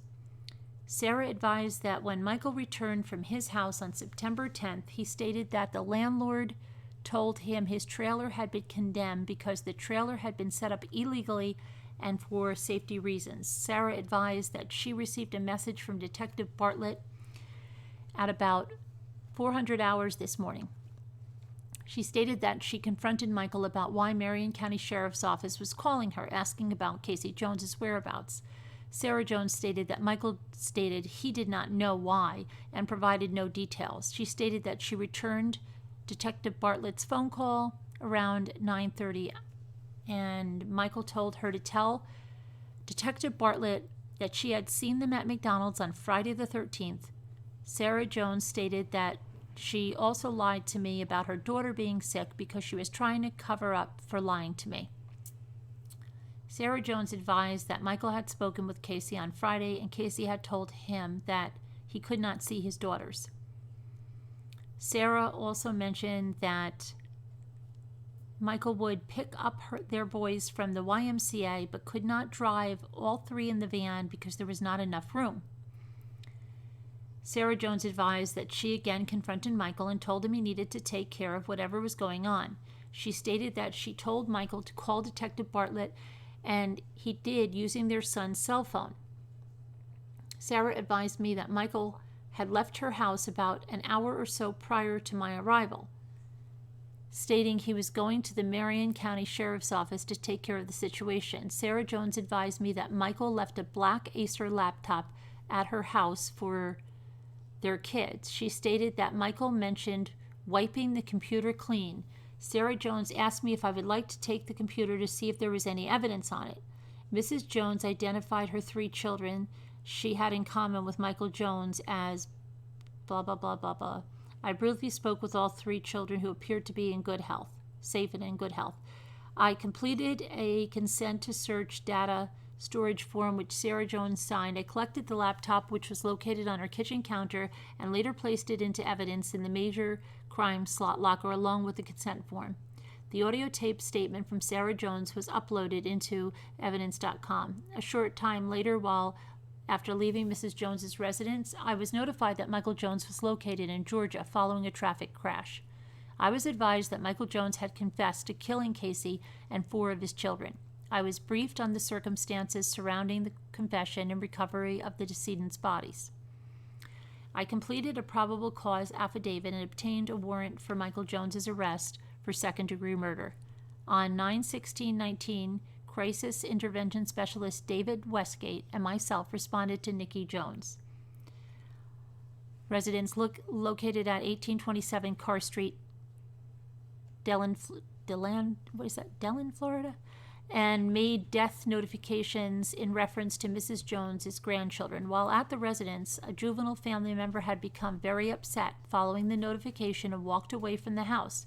Due to concerns from the child's mother, I contacted DeLand Police Department, who responded to the residence. The child was located without further incident. This concludes my involvement in the case. Case remains closed by arrest. On September 18th, I met with victims Cameron and Preston Bowers, Father Richard Bowers, and his girlfriend Anna Cortez at the Marion County Sheriff's Office in order to discuss specific times and dates he last saw his children or his ex-wife, victim Casey Jones. I initially began speaking with Mr. Bowers and Ms. Cortez in a video-recorded interview, but later had to move from the interview room to another area of the Marion County Sheriff's Office. The later contact was audio recorded only.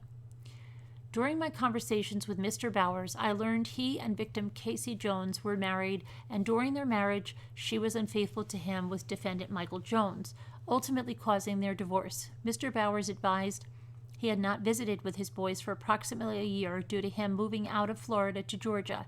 According to Mr. Bowers, the terms of his child custody did not allow him to take the children out of the state to live. Mr. Bowers was having terms of his child custody changed through the courts. Mr. Bowers was currently allowed to have custody of the boys in Georgia. Mr. Bowers advised that on June 6th, he had extensive text conversations with victim Casey Jones about the dates when he was going to pick the boys up for his scheduled summer visitation. Mr. Bowers read me the content of this lengthy conversation. Mr. Bowers advised, based on the content of the text messages, he felt it was her texting on June 6th. Mr. Bowers advised that text messages after that were limited between he and victim Casey Jones. He advised he received a text message from victim Casey Jones' phone on July 16th asking him if he was still going to pick them up. Mr. Bowers advised he received a text message from Casey Jones' phone again, and they scheduled for him to pick the boys up on July 27th at the Leesburg Mall. The text conversation discussed how defendant Michael Jones was going to be dropping off the boys alone due to... Now wait, he's picking them up on July... What? Is anybody following this timeline? So July 27th, isn't that when he took his other kids? So he killed her on July 10th, and the little boys are still alive on July 27th. Okay, hold on. Dropping off the boys alone due to Casey Jones being in the hospital for back surgery. Mr. Bowers advised this was abnormal. However, Casey Jones had a previous back surgery, and he did not think much of it at the time. According to Mr. Bowers, he picked up the children on July 27th and spoke with Michael Jones. During their conversations, Michael Jones apologized to Mr. Bowers for previous interactions. Mr. Bowers advised he had the children until August 10th. At approximately 13:30 hours, when he dropped the boys back off to Michael Jones again without Casey Jones, that was the last conversation he had with the boys. Mr. Bowers advised he attempted to reach out to Casey Jones to wish his son a happy birthday on August 22nd, but never received a response. Mr. Bowers advised after learning of the murders and retroactively thinking about the text messages and interactions with Michael Jones, he felt as if the text messages received after June 6th were not in fact Casey Jones. Mr. Bowers allowed permission for the text conversations to be collected from his phone. Digital forensic technicians Newbanks obtained a copy of the text messages, which was later uploaded to evidence.com. Mr. Bowers advised he would use a texting application called GoDaddy to converse with Casey Jones because he did not want her to have his phone number. Also on September 18th, Michael Jones was transported from Brantley County, Georgia to the Marion County Sheriff's Office. I conducted a brief post-Miranda video recorded interview with Michael Jones. Michael Jones confirmed the date he killed Casey Jones as July 10th and advised from that point forward he pretended to be her. Michael Jones confirmed the boys were both killed between the time Richard Bowers dropped them off and August 22nd, Preston's birthday. Michael Jones then confirmed he killed the girls a day or two before leaving town for the hurricane, likely the week of August 26th to 30th. I also spoke with Michael Jones about how he disciplined the children, and he advised he would only spank them with his hand and no other weapons. I asked Michael Jones why he committed the murders of the children, and he stated, "I don't know, just everything mounted up and it seemed like the way out." I asked Michael Jones why he did not leave the children where they were safe, and he stated, "I wish I had that answer for you, Detective." A copy of this interview was later uploaded to evidence.com. I also collected Michael Jones's DNA prior to him being transported to the Marion County Jail. The swabs were placed into evidence. This concluded my involvement in the case. The case will remain closed by arrest. On September 27th, I received an email from Death Investigation Specialist Sheldon Phillips with the Georgia Bureau of Investigation, which contained the cause and manner of death of victim Casey Jones. The email indicates the cause and manner of death was blunt force injury to head, and the manner of death was ruled a homicide. The report also indicated the injury occurred during a domestic altercation. The pathologist who conducted the autopsy, Dr. Edmund Donahue, the Georgia Bureau of Investigation, case number is blah, blah, blah. I will provide a copy of this email to Detective Bartlett. Okay, let's see. Crime scene processing report, Jamila King. The report is in reference to crime scene processing and documentation that was performed at the residence in Summerfield, Florida, and the Brantley County Sheriff's Office, John Wilson Street, Nahunta, Georgia, by forensic crime scene technician Jamila King. At approximately 16:10, I was contacted by Detective Bradley Bartlett, who requested that I respond to the above listed address in reference to a search warrant. He stated a Marion County search warrant had been issued to seize any evidence found at the residence referencing the media release of missing endangered Casey Jones and her 4 children. I arrived and met with Detective Bartlett. A visual observation revealed a tan-colored single mobile home with metal skirting located on a dirt road amongst surrounding mobile homes. The front door of the home faces south and has a wooden porch with stairs leading up to the front door. I walked to the north side of the property and saw a stroller outside near the back door stairway. Detective Bartlett accompanied me inside the home through the front door. Upon entry, the home was hot in temperature and a strong odor could be smelled. The living room was centered. The spare bedroom and bathroom were to the east. The kitchen, laundry room, master bedroom, and bathroom were to the west. The home was completely empty of any furniture and appeared to have been recently cleaned. A mop bucket, brooms, and cleaning supplies were in the living room by the front door. A pedestal fan was running just inside the spare bedroom doorway.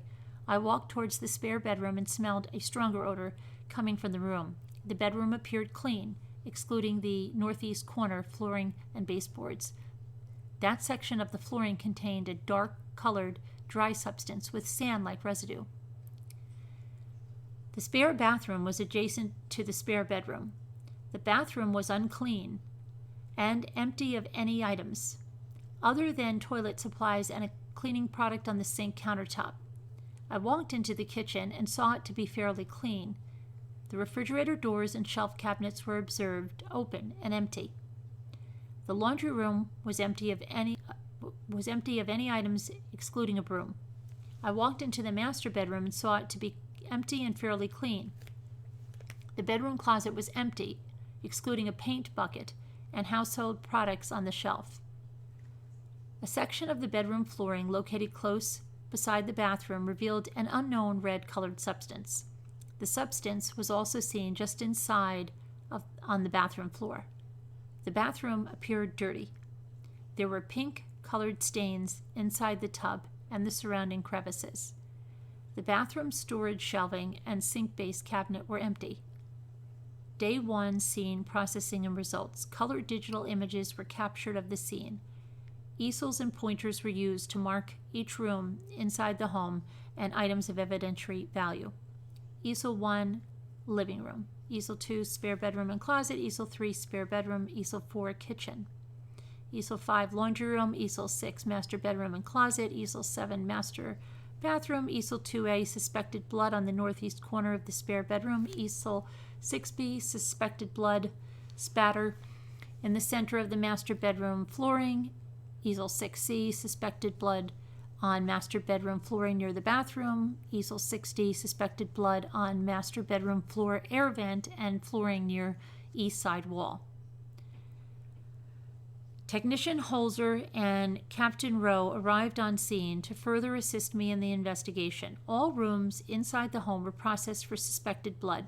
Blue Star and luminol were sprayed, which gave chemical indications for the presence of blood in the following areas: spare bedroom closet flooring, spare bedroom northeast corner flooring, spare bathtub, bathtub walls, ceiling and sink, laundry room flooring, master bedroom east side wall, east side baseboard ceiling, bedroom entry door frame, master bedroom closet flooring, master bedroom center flooring, master bedroom floor air vent surrounding east side flooring and east side wall, master bedroom southeast corner flooring, and master bedroom north side flooring. Master bathroom tub, flooring, and sink.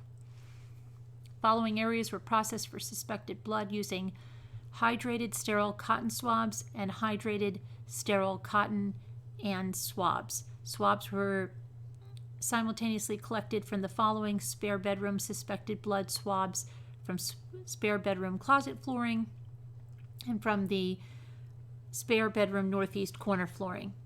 They were also collected from the master bedroom east side wall and the master bedroom closet door and bedroom door frame.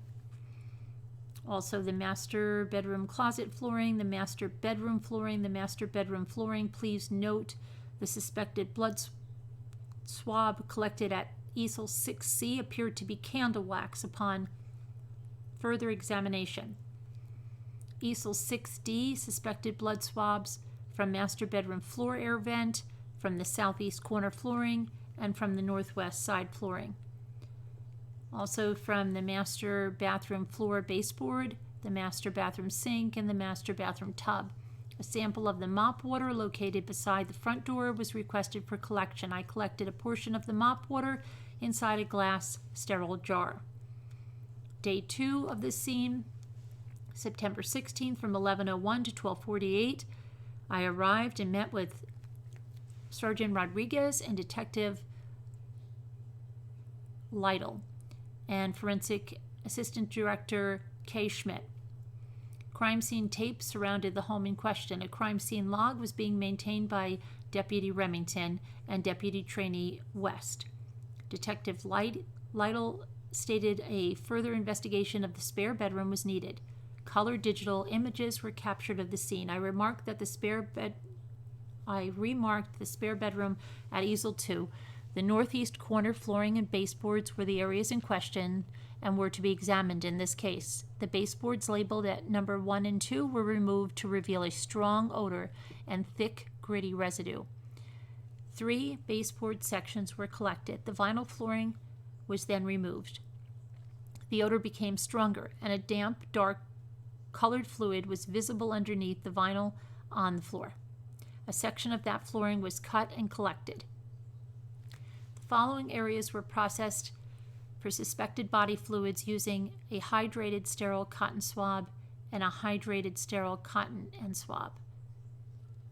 Swabs were simultaneously collected from behind the spare bedroom northeast corner baseboards. The spare bathroom, marked at Easel 3, appeared to have dead maggots surrounding the outside of the bathtub and flooring.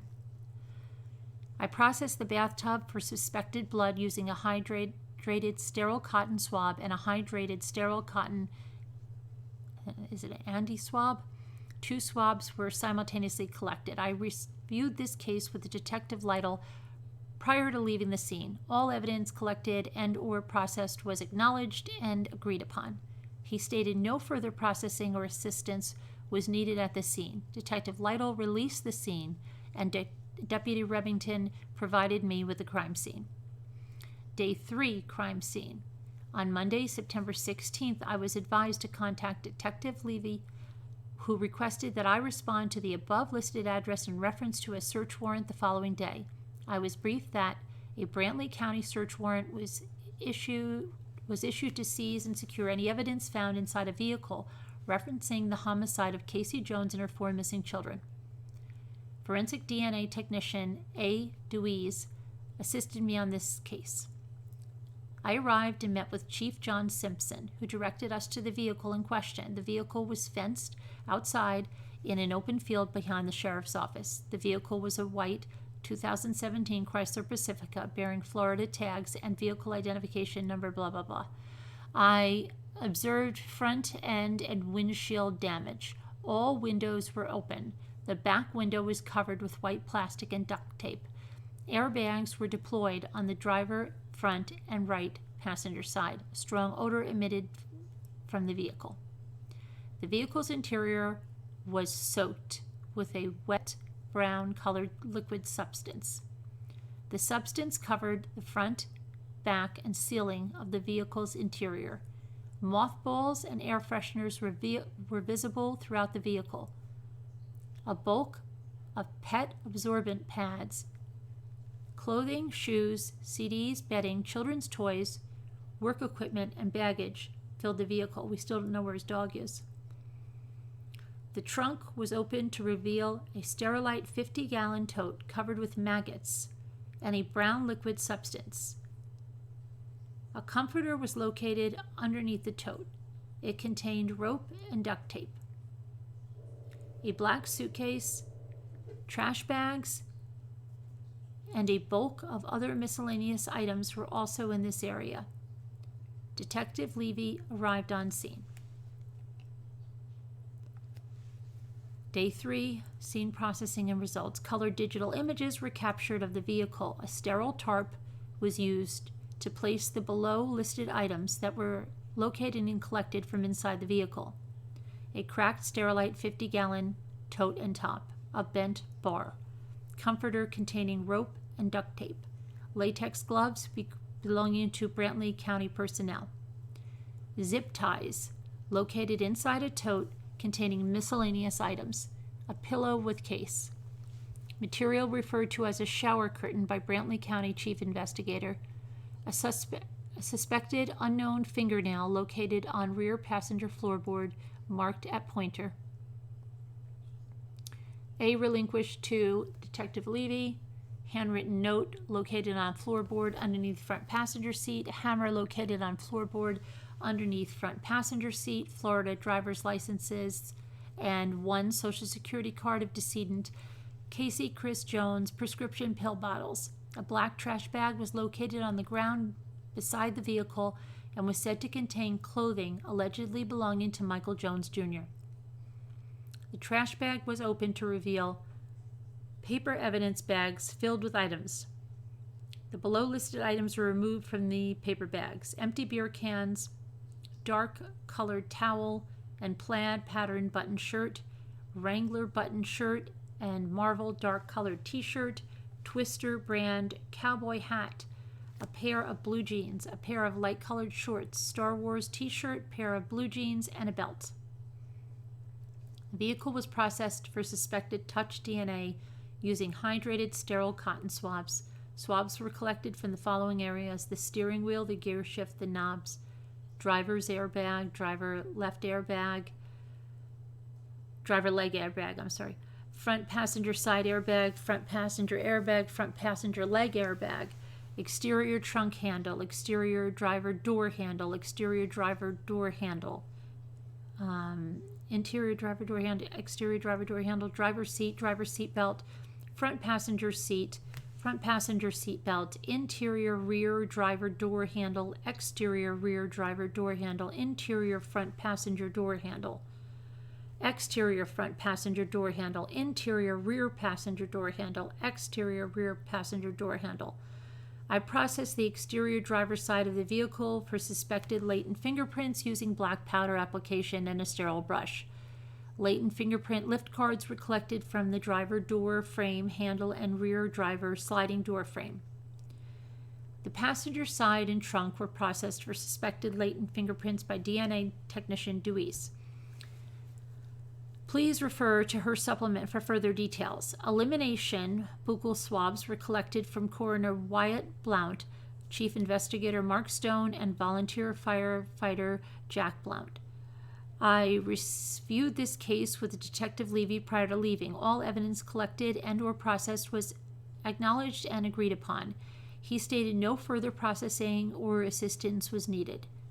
Okay, evidence collected: DVD containing digital images of the scene, DVD containing 329, 105, 337 digital images of the scene and the vehicle. Suspected blood swabs. Okay, we got those. Suspected blood. Andy swabs. Suspected blood swabs. Okay, lots of suspected blood swabs. We already went through that. All blood swabs, touch DNA swabs. Okay, everything that she just listed there is what they collected it all. Everything that we just went through. Okay, and then the items were submitted into evidence at MCSO Evidence Property Unit. Any additional analysis or processing will be subject of a separate report. On Sunday, September 15th, I was contacted by Detective Bartlett at approximately 18:59, requested to go to the mobile home in Summerfield, Florida, to assist forensic crime scene technician Jay King. Upon arrival, I made contact with Detective Bartlett, who advised the residence was a suspected homicide scene and he was leaving to go to Georgia to interview a possible suspect.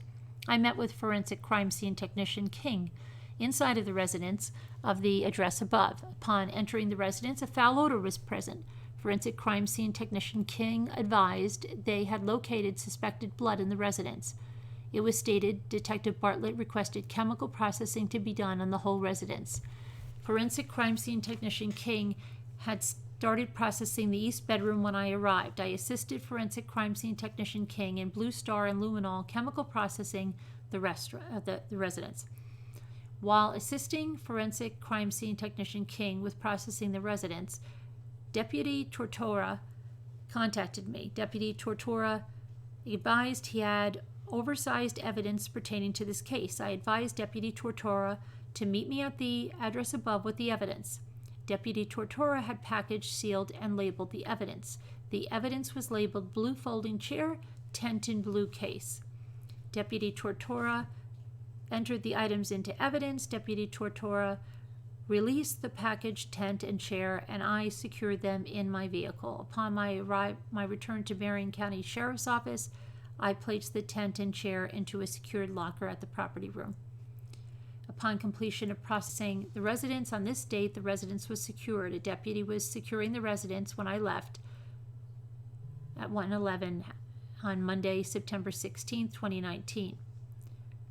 This report is in reference to the scene processing located at 95 John Wilson Street, Nahunta, Georgia, which was performed by forensic DNA technician A. Deweese on September 17th. On Monday, September 16th, I was contacted by Assistant Forensic Director Kay Schmidt and asked to assist Forensic Crime Scene Technician J. King the following day at the Brantley County Sheriff's Office in Georgia in reference to a death investigation. A large fenced-in property at Brantley County Sheriff's Office, which contained multiple vehicles. We were allowed entrance to the gated area by being escorted by Brantley County Sheriff Chief J. Simpson.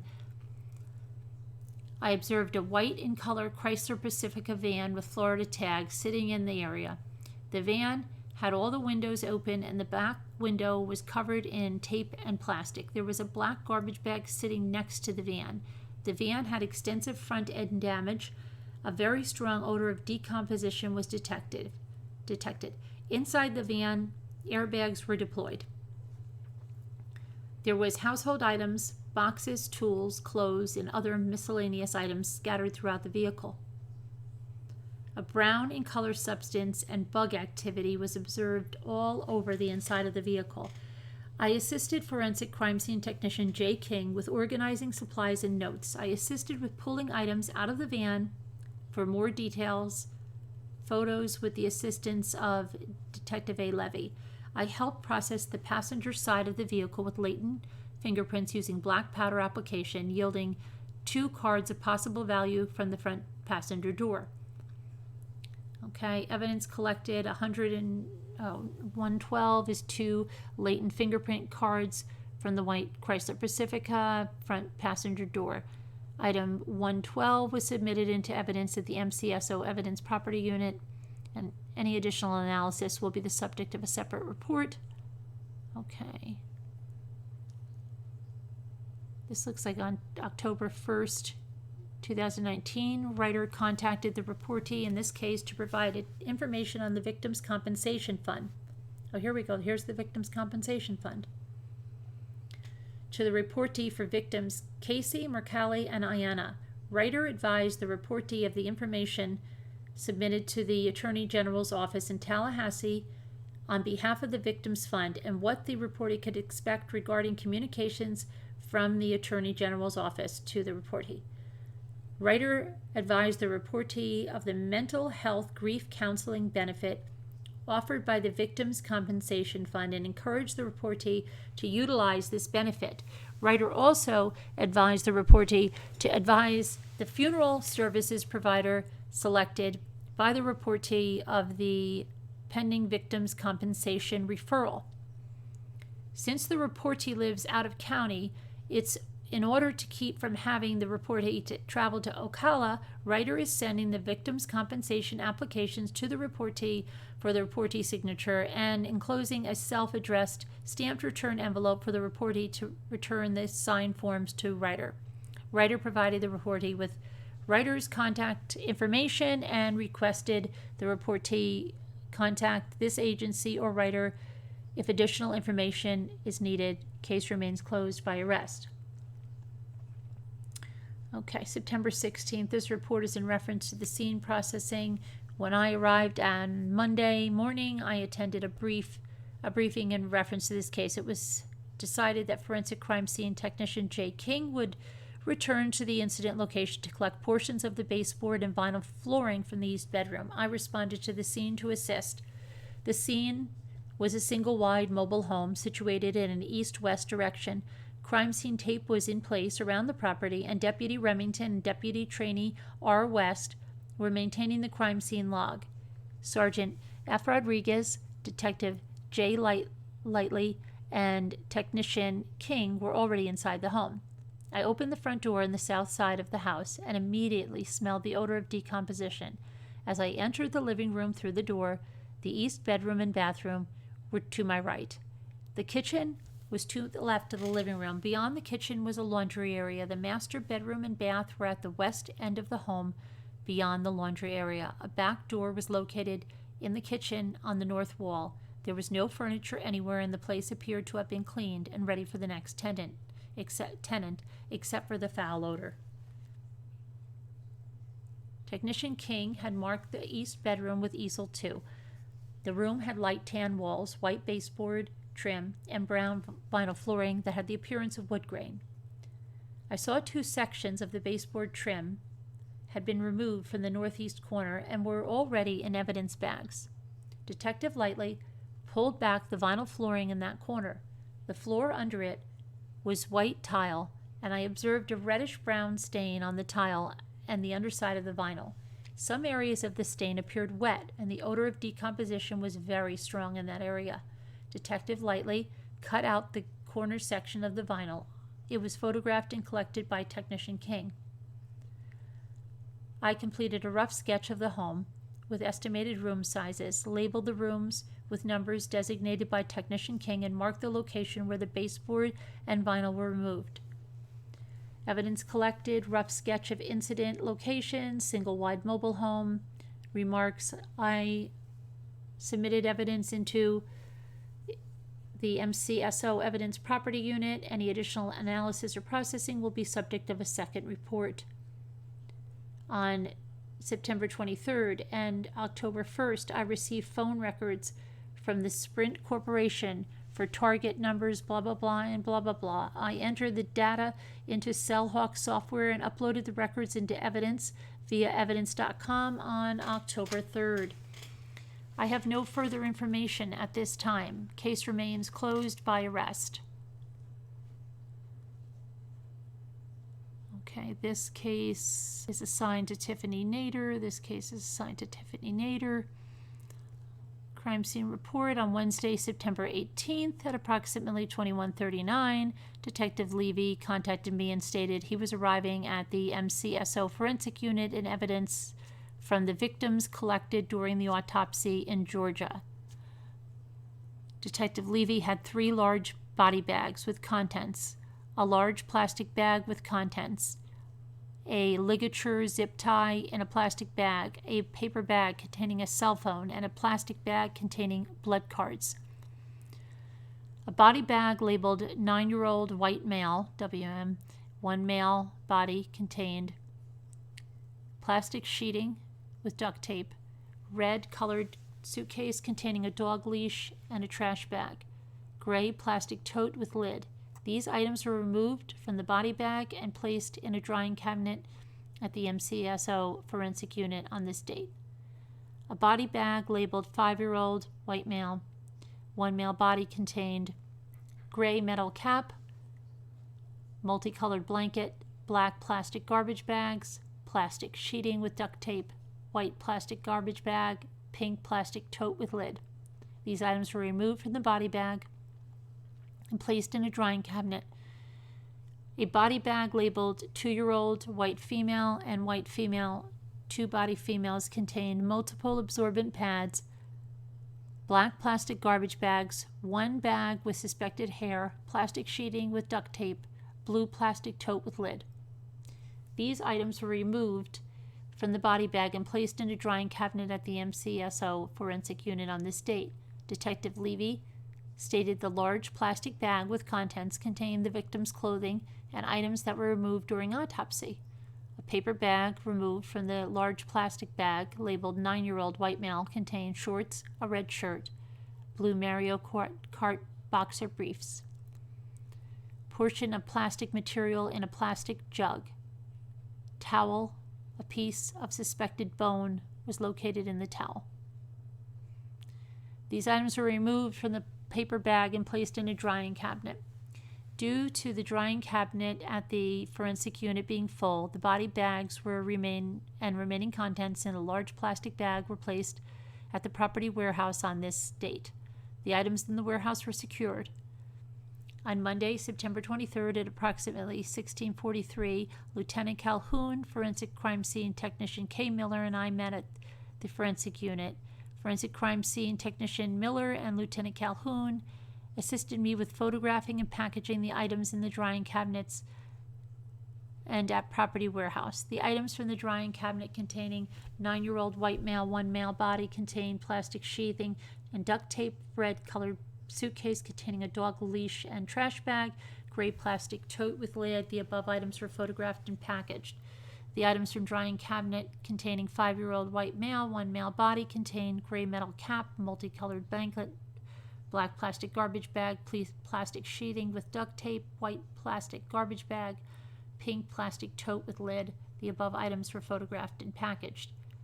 The items from drying cabinet containing 2-year-old white female and white female, 2 female bodies contained multiple absorbent pads, black plastic garbage bags, 1 bag with suspected hair, plastic sheathing and duct tape, and blue plastic tote with lid. The above items were photographed and packaged.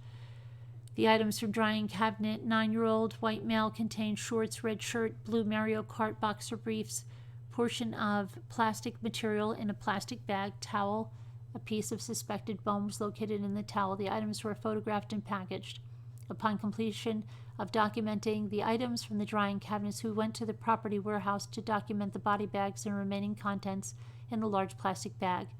The 3 body bags were laid out and photographed and packaged. Paper bags were removed from the large plastic bag. A paper bag labeled 5-year-old white male, clothing with body contained blue denim shorts and a blue and white short-sleeved shirt with Paw Patrol figures. The above items were wrapped in absorbent pads. The above items were photographed and packaged. A paper bag labeled 1-year-old white female, clothing with body contained baby bottle and disposable Love's diaper. The above items were wrapped in absorbent pads, and the above items were photographed and packaged. A paper bag labeled 2-year-old white female, clothing with body contained 2 pink shoes, a disposable diaper, and multicolored shirt dress. The above items were wrapped in absorbent pads. The above items were photographed and packaged. Multiple paper bags labeled white female contained black and white clear shower curtain, black elastic band, hair tie with suspected hair, and small rubber band in a plastic bag. Paper towel, possible dryer sheet, red colored bra, underwear, white trash bag containing child Minnie Mouse panties, tank top, blue denim shorts. The above items were wrapped in absorbent pads. The above items were photographed and packaged. Multiple paper bags labeled white female clothing with body contained an area rug, towel with suspected hair. The above items were wrapped in absorbent pads. The above items were photographed and packaged. The ligature zip tie in a plastic bag was photographed and packaged. The cell phone was stated to be received from Deputy Chief Simpson in the Brantley County Sheriff's Office. The cell phone was an iPhone in blue and gray case. The phone was photographed and packaged. The blood cards in the plastic bag were packaged. All of the items of evidence were submitted into MCSO property by Lieutenant Calhoun and me. Evidence collected. Okay. This is everything we just mentioned. You can stop it and go through it, but it's everything that we just read off. Okay, so let's see where we go. On September 20th, I responded to 4901 Sunbeam Road, apartment 413, Jacksonville, Florida, to interview Sarah Jones in reference to this case. Detective Bartlett informed me that Sarah Jones located a bat that had been given to one of his children by the defendant, Michael Jones. I conducted a recorded interview with Sarah Jones in my vehicle. I asked her about the history between her and Michael. She advised she and Michael got together in 2007 and then separated in 2015 after Michael had an extramarital affair with Casey Jones. She advised they had 3 children together And Sarah advised that once they separated, she moved back to Vermont and she took their kids with her. She advised they did not see Michael Jones again until the summer of 2017. She advised she met Michael and Casey in North Carolina. She advised after this they remained in contact via text messaging until April of 2018. And she advised there was a conversation in April of 2018 that Michael wanted to come to Vermont to get away and asked her to buy him a bus ticket. Michael alluded to the fact that he was not happy with Casey, but did not go into detail. Michael later texted her that he was sorry and that he should have never asked her that. Sarah advised after this that she and Michael had very little contact, and she mostly spoke with Casey to coordinate visitation with the children. Sarah advised she told Michael and Casey that she would be moving back to Florida, and they seemed excited. Sarah advised she flew her 3 children down on June 12th and met Michael and Casey at the airport in Orlando. She then advised she picked the kids up on the 23rd of June. Sarah advised after this Michael and Casey took the kids on the weekends and she would meet Casey to drop off the children. Sarah advised in the middle of July she spoke with Michael and he told her that he and Casey had separated. He told her the final straw was that Casey made their son cry on his birthday. And that is, he means the son he has with Sarah. Michael alluded to her that Casey was negative to him. She was jealous and they argued over finances. After the separation, she talked to Michael more often and he had the kids from about the 29th of July until August 11th. She advised the kids were with Michael at his residence in Summerfield. I asked if she knew if Casey or the kids were at the house, and she advised her kids told her there was no one at the house. Sarah advised they came back to Jacksonville on August 11th, and she asked Michael to come help with their daughter because she was sick on August 14th. She advised Michael had Preston, Ayanna, and Mercalli with him when he came up. See, there she is lying. Sarah advised Michael took Preston, Ayanna, and Mercalli back to Summerfield and then came back to Jacksonville with, well, if she's not, okay, I don't know, then he killed them even at, that's crazy. On the 18th of August, Michael came back to Jacksonville with Preston. Okay, we got that. He returned on August 23rd. I confirmed that Cameron was not with him, and she advised she last saw Cameron sometime in July. She advised he stayed the weekend with her and his 3 children, as well as their children. She advised she left Michael home with all of the kids while she worked that weekend. Sarah advised that Michael left the following Monday, August 26th, and said he advised the following week there was a hurricane, and Michael told her that he was sleeping in the van because he did not have electricity. She offered for Michael to come up there and help with the kids, which he did the weekend of Labor Day. She advised he stayed with her until September 10th, which was when he said he was going to the villages to do work. Sarah advised Michael called her later and told her that there was an issue with the landlord and he was packing to move out of his house.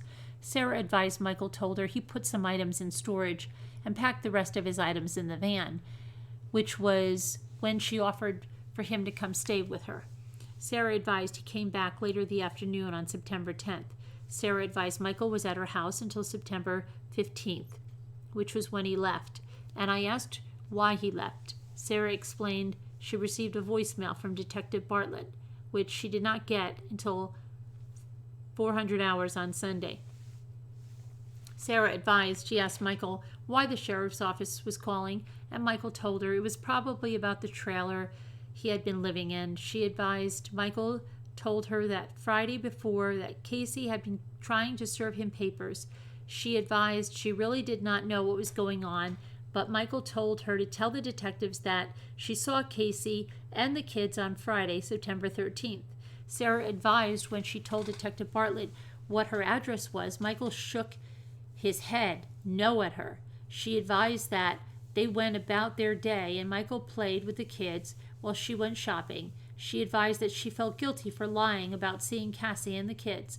Sarah advised later on she talked with Detective Simpson and informed him that she had lied about seeing Casei and the kids. Sarah advised she returned to the house from Target and told Michael he needed to deal with whatever was going on. And Michael advised her around 3 o'clock that he would go to the sheriff's office to deal with everything, told the kids bye, and left, which was the last time she saw Michael. She advised that Detective Simpson came to her house at about 17:30 hours.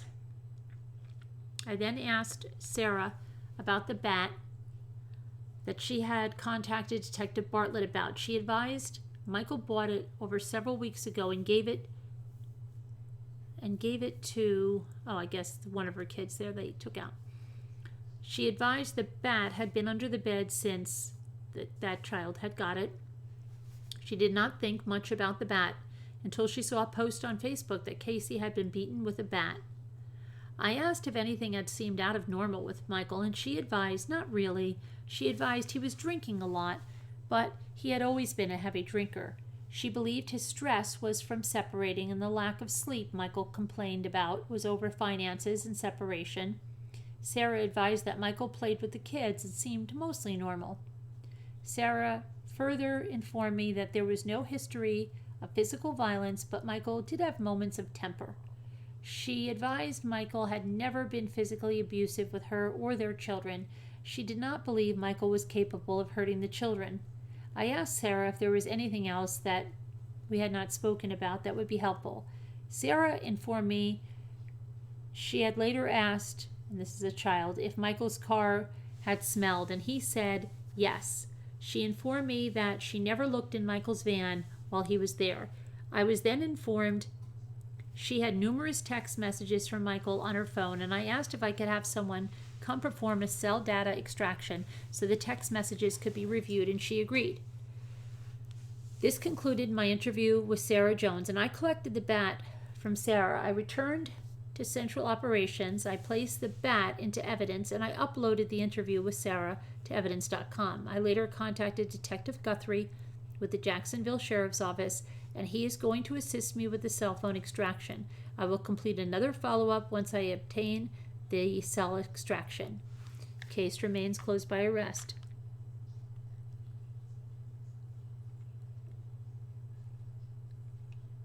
This is just everybody involved in the case. And that's it. We're done with that. Wow. That's a lot. Well, there's a lot of information in there. But there was also a bent pipe. Who said he killed her with the bat? He lies. And why would the bent pipe be with Casei? Did the bat have blood on it? Do we know that? No. Okay. So hold on. Get a drink here. Okay.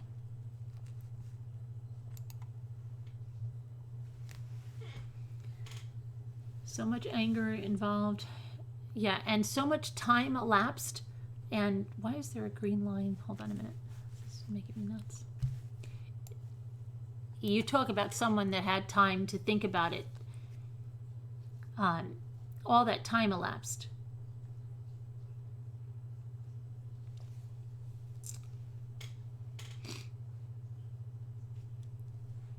Thanks, Sharon. I wonder why the confession was not in this. It was, Tammy. You didn't hear it? They went over it twice. You didn't hear it?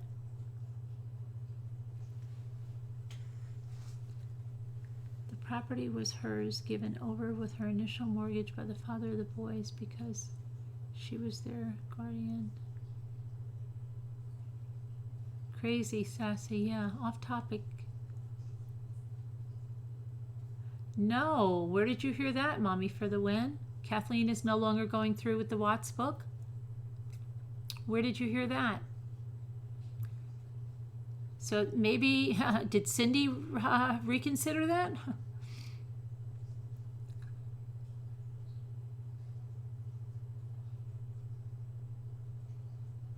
Thanks, Teacup.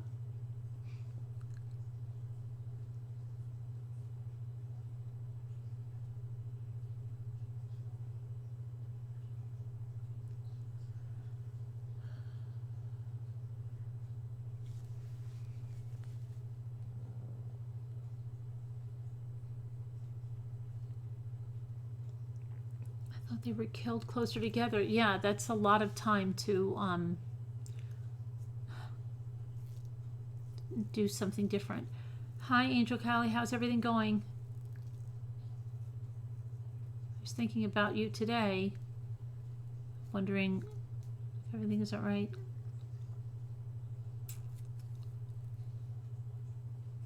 Well, that will be huge news if that will happen. No Cindy bashing Shanann in a book. I hope so. The book will never come. Yeah, she oh boy, if she doesn't want to be like the most hated.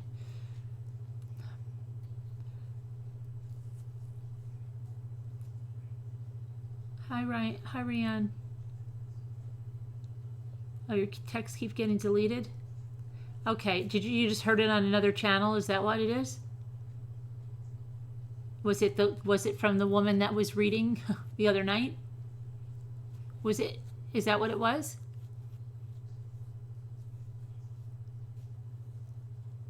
Who said it? Mel said it? Would Cindy put it out without her? Oh, I doubt it. No channel on a social media site. Oh, okay. Did they say why? Did they say why they are not going through with it?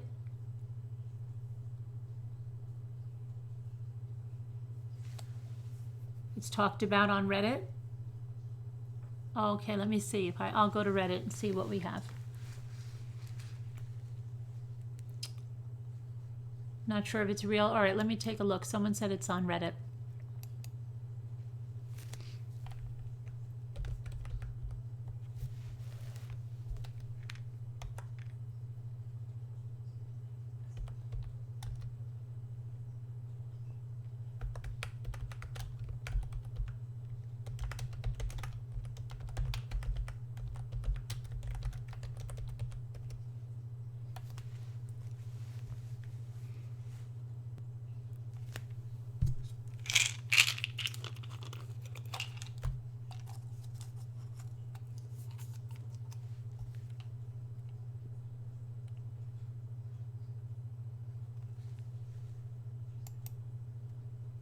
I think I found it. Hold on. Exposing Kathleen McKenna Houston's motive for bashing.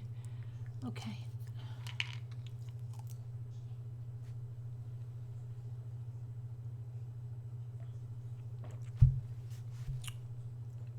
Oh, there was somebody created a whole thing, sarcasm or bashing.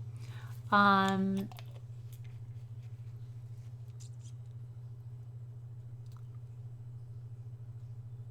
see here.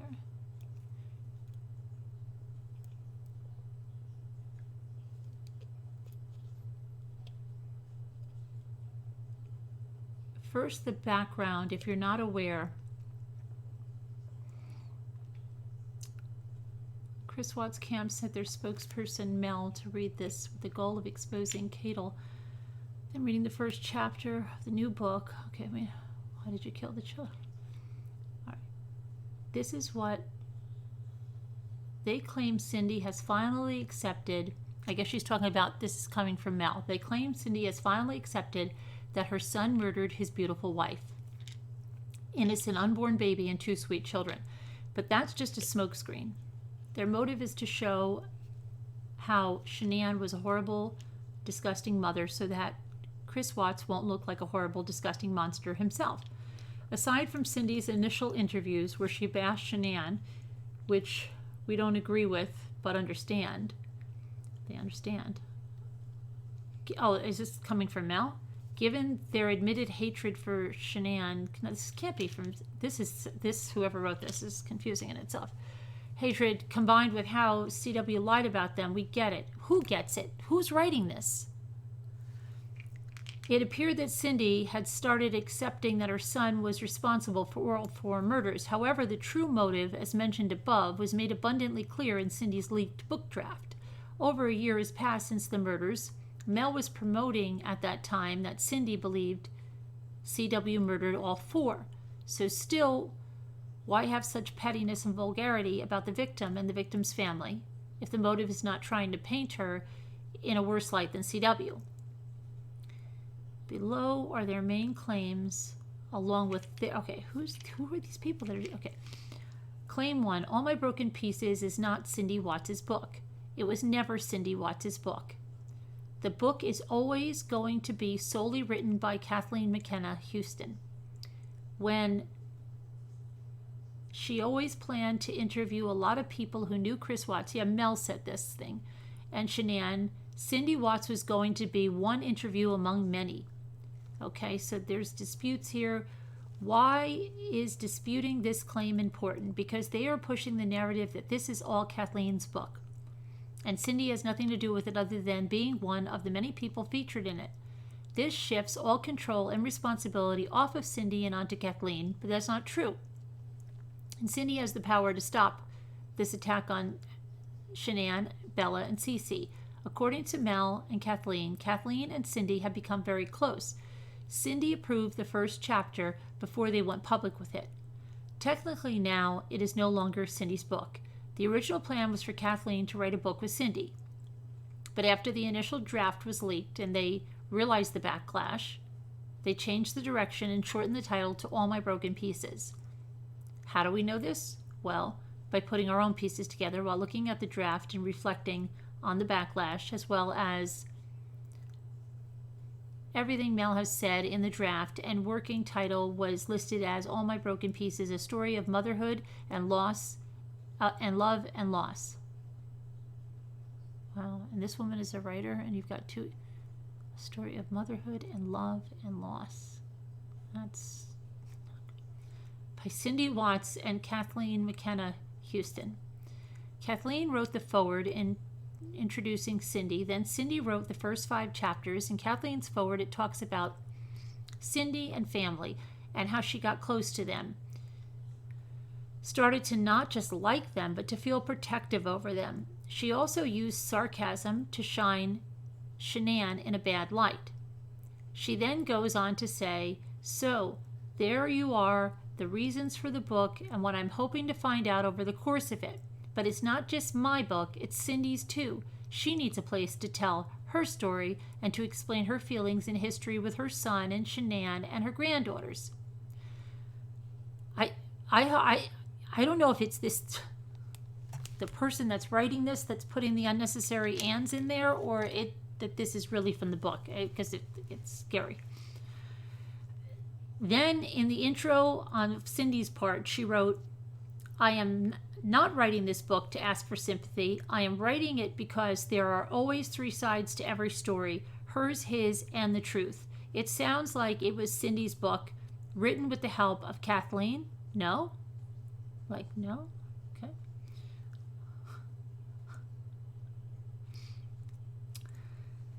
The lengthy part that snuck into the first chapter about Shanann abusing her daughters, Bella and Celeste, was only a rhetorical, sarcastic, and humorous, the 3 objectives they used. Question, just like the other questions within the first chapter, and the people who were appalled by it just didn't understand the tone and style, and didn't see the punctuation while it was read to us.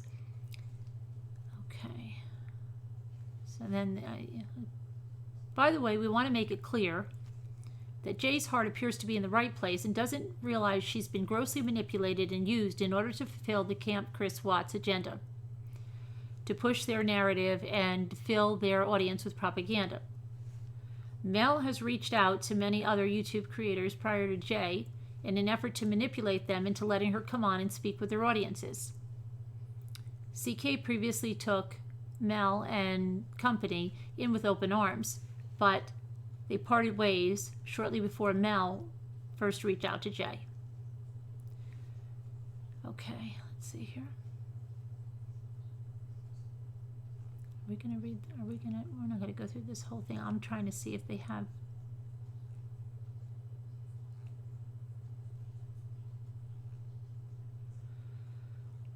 I'm going through the post here to see if.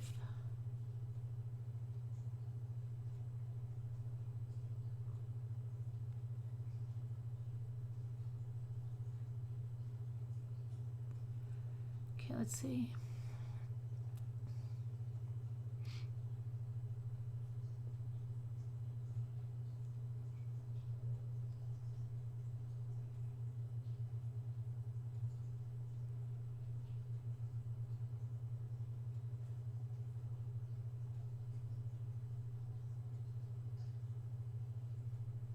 I still don't see.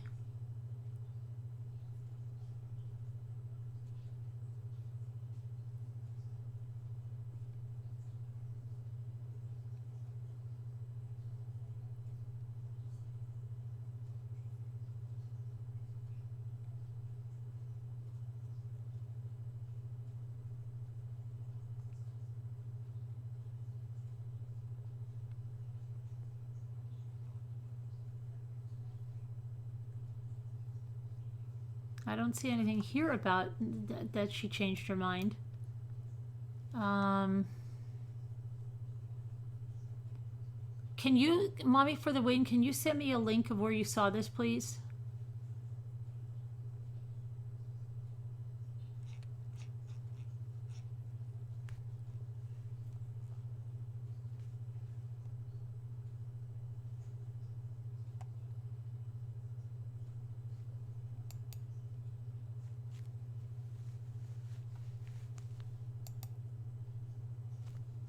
I'm going into the main.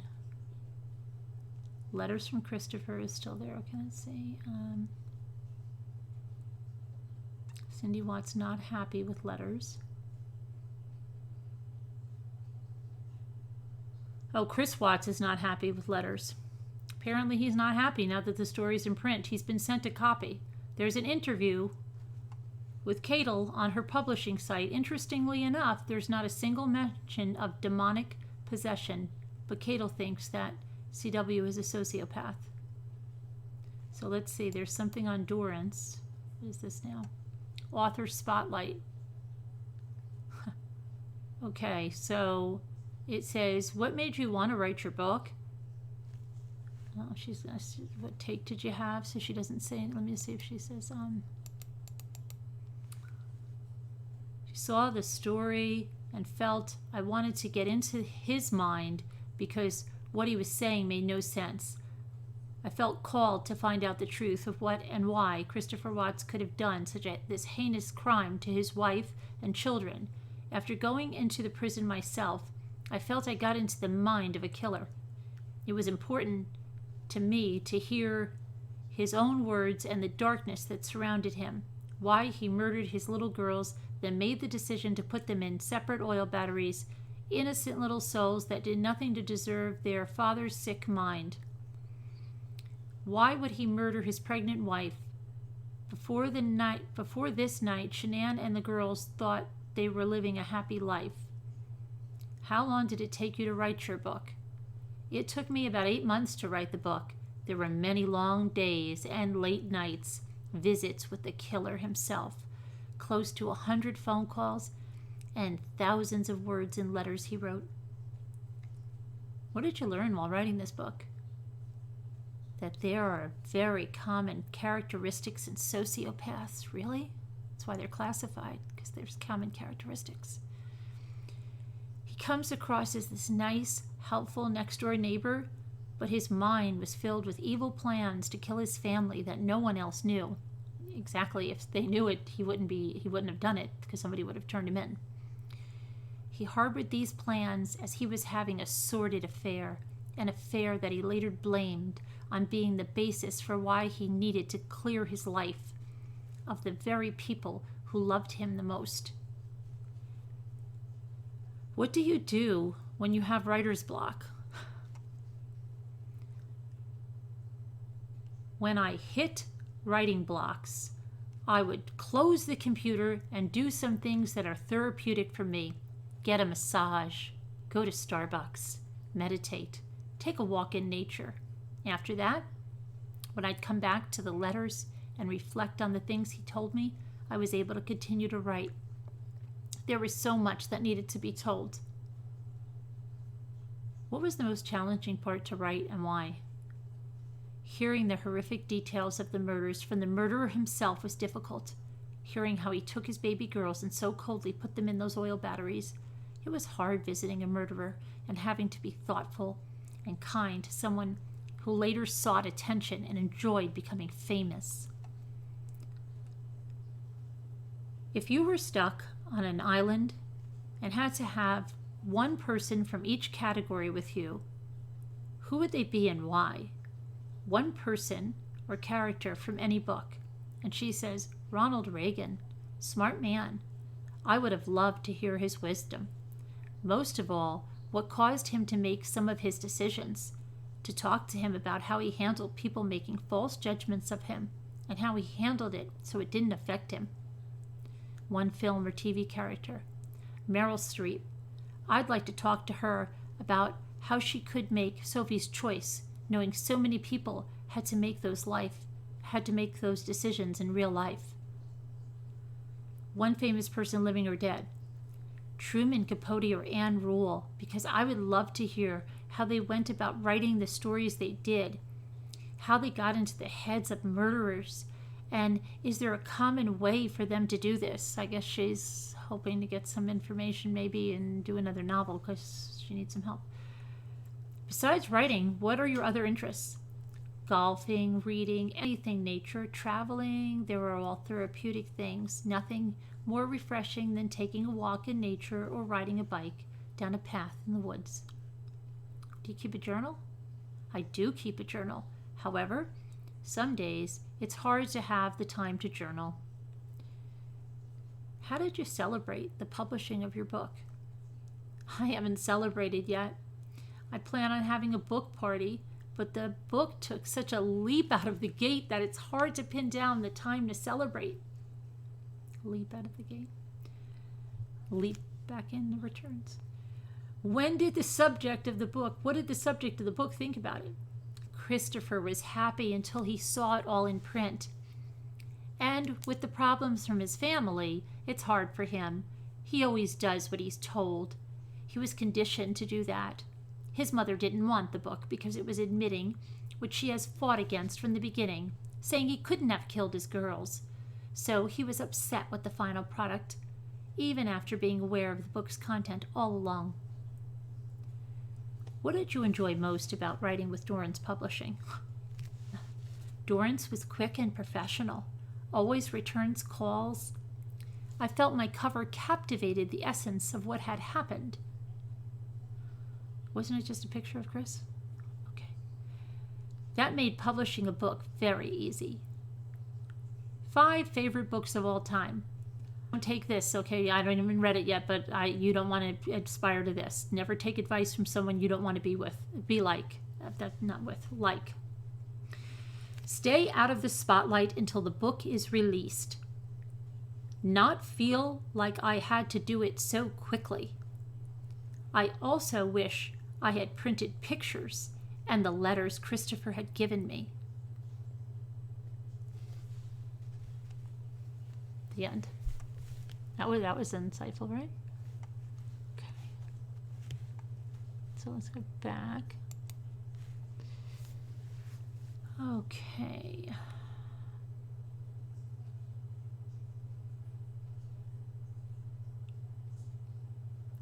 Did you send me? Somebody wrote, this is, Sherilyn Cadle is a fraud. I think she's in love with Chris. Her text messages with Chris's sister Jamie were leaked, and you can find them. Oh my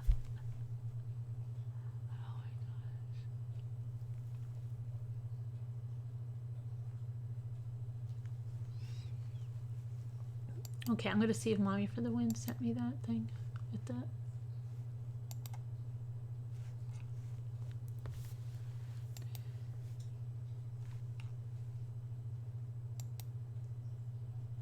Okay, so let me see here.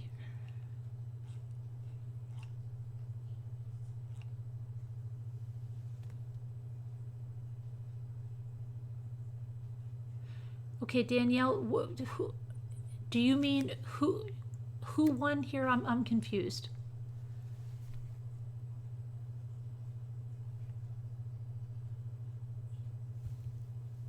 $236.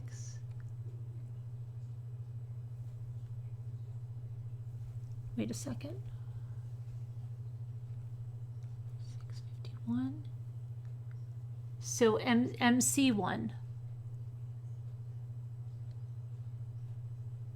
MC Cams had it by 8 seconds. But her timestamp was wrong. We weren't doing that at 2:12. You were still reading. But wouldn't it still, if it's a head, wouldn't it still be MC?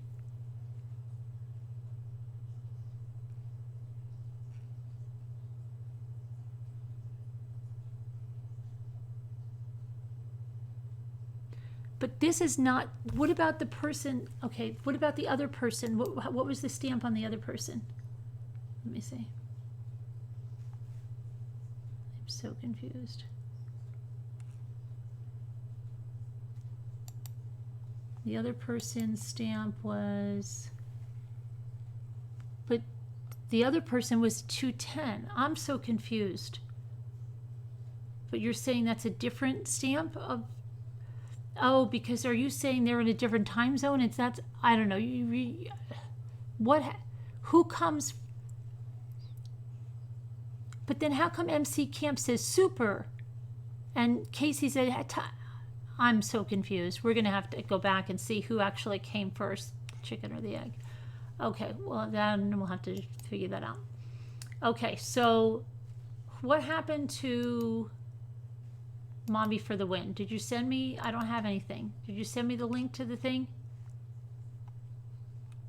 I guess not. Okay, I can't find it. So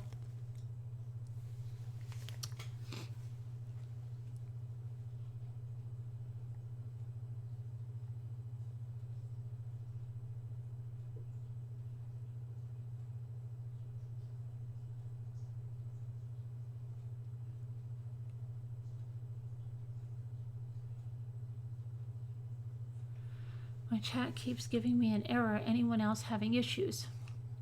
What kind of error are you getting? You're sitting here eating your cake. I would like a piece of cake. Hi, Yellow Submarine. Okay.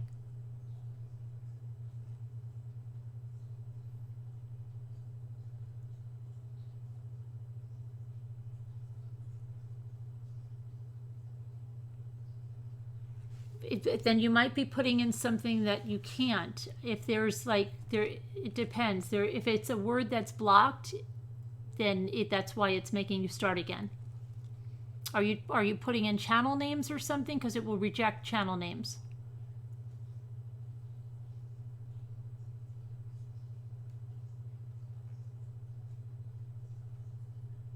Nope, everything too. What Darts Cabins? Nope, everything too. You need to exit and come back.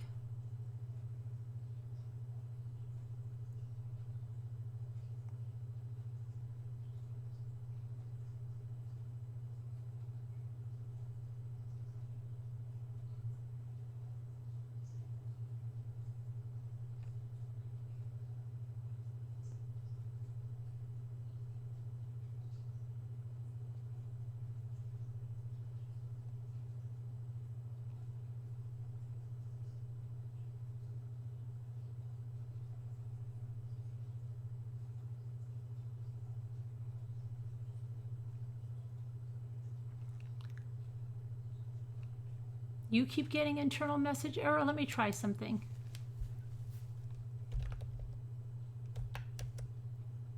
I have hello. Did you guys see my hello?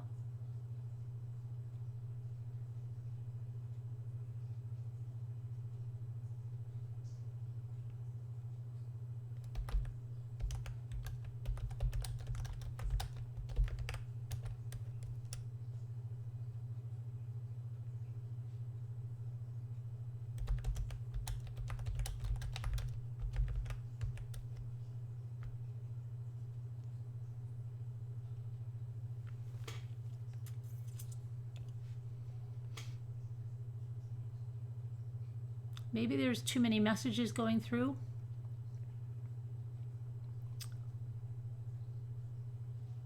We don't have any slow chat. We don't have slow chat on. We don't have slow chat on, Diana.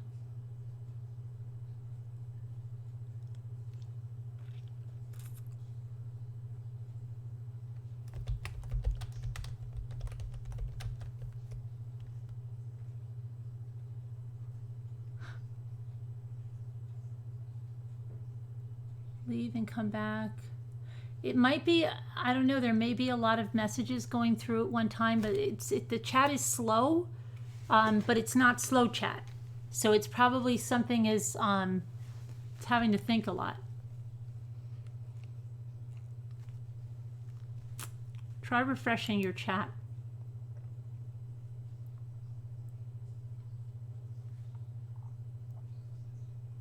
You got the internal error message. Now it is working. Not the only stream I have been on that was having issues. So it's probably YouTube. Okay. Did you hear Bed Bath & Beyond had to take the black pumpkins off the market? Okay. Yellow Submarine, why? Are they toxic, or are you trying to go into some type of racial thing here?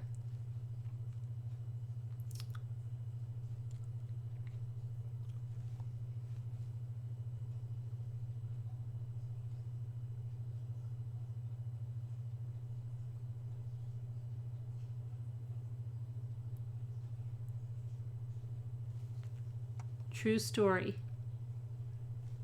Okay. For what reason, though, you go girl? Is it political or is it toxic?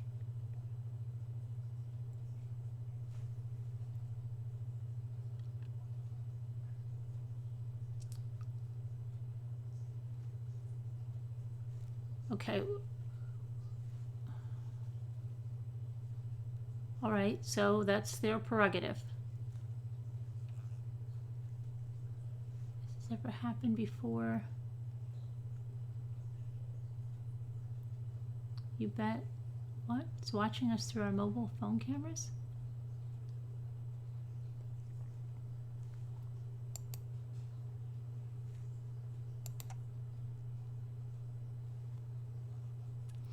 Okay, so I'm completely out. Shut phone off and on. It's still doing it.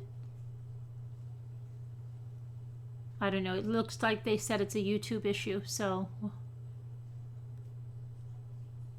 different time zones. Yeah, somebody's going to have to go back in and see when the first comment was up. This is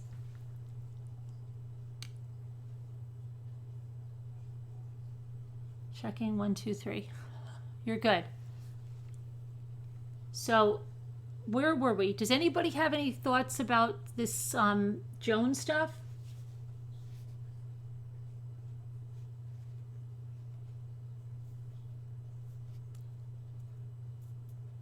There is no truth, period. To what, Steph?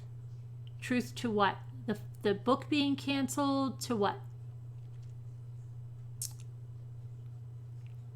You look, Leisha, it is MC?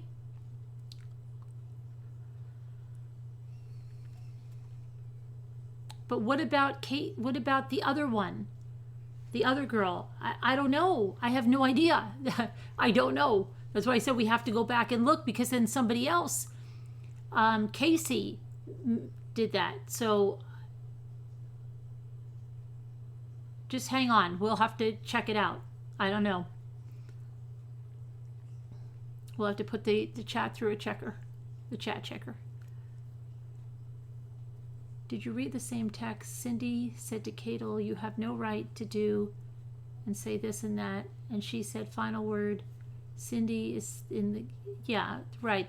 Right. She said, this was not supposed to, we went over this the other night. This is not supposed to be a true crime book. It was supposed to be Chris's testimony. I don't want a true crime book. And then Cato started saying, you had better stop, and this is what we're going to do, and that's it. And yeah, they got very heated, and then she wanted a chapter. She said, no, you're not going to get a chapter now. 174. Teacup was the number. Good morning, Bella. Got an error too when commenting. I think it's just, I don't know, it must be it's overwhelmed, or they said it's a YouTube issue. I don't know. You'll check it? Okay, thanks, Teacup. So, this is confusing, Carol said. What part is confusing, Carol? Because I don't know where we are. What happened to Mommy for the Win? Because she was supposed to get me the link. If she's going to work with the Catholic person, Why doesn't Cindy just speak to her son and write the book she wants written? Cut out the middleman. Full control. I don't get it. I don't know. Burning up YouTube, Mommy. Burning down the house. Let's see here. Error sending message. Mine says error sending message. Yeah, just wait a second and then send it through again. It's all from Houston. Haven't been on in a couple of weeks. In a book club and has read to page 450 pages.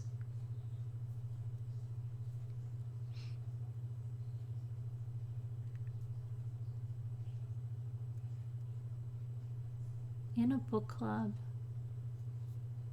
Oh, okay. You're not talking about this book. Okay, got you. Love to you all from Houston. Oh, I thought you were talking about the author's last name and you just spelled it wrong. I saw your hello. He may be behind in the chat. I get error sending message and I have to hit enter 3 times. It was meant to be a story about CW's journey with God, right? Cadel said to put the letters in, and Cindy said no. Cindy is proving that she is nuts. She didn't have to do too much to do that. The one went on first try. Error messages all over several chats tonight. 4 people got their wings. So sad. Yeah. Mercury is in retrograde. Okay, Cindy doesn't want to admit that she wasn't the best mother. I think she knew there was something wrong with Chris. What's that movie? We've got to talk about Kevin. Maybe we should have talked about Chris. We should have had the talk about Chris. Why didn't we talk about Chris? I hope this YouTube issue gets fixed. This chat is so funny. It was probably our journal lottery last night that broke YouTube. They're good, you go girl.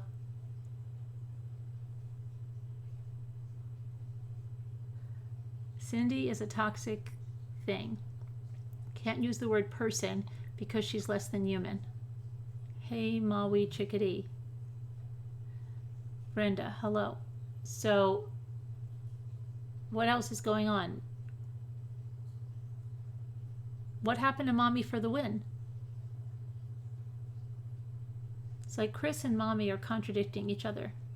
No, it sounds like Chris, what it sounds like to me, okay, here's what it sounds like to me. You can take it and you come to your own conclusion, but this is what it sounds like to me. It sounds like if you listen to her interview, she's definitely interested in true crime. I don't see her listing really many romance novels unless you say Gone with the Wind, right? She's listing true crime authors and stuff like that.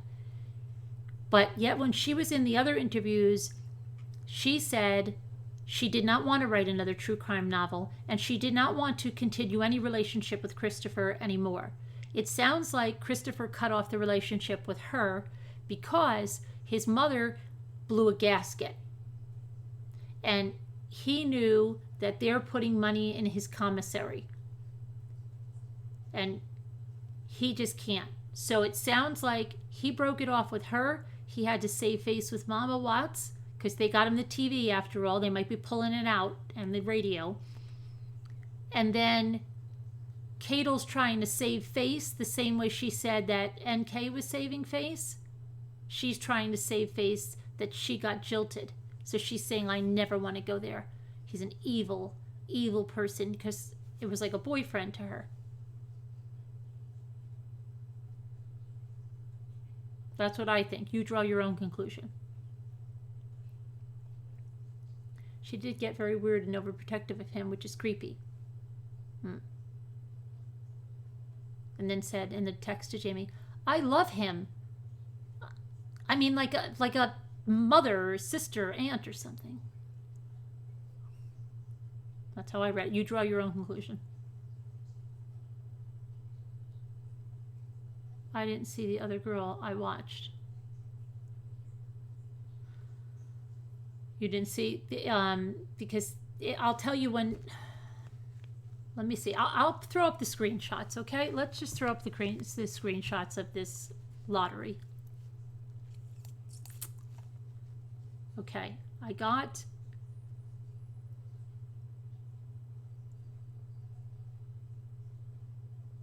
Let me see here.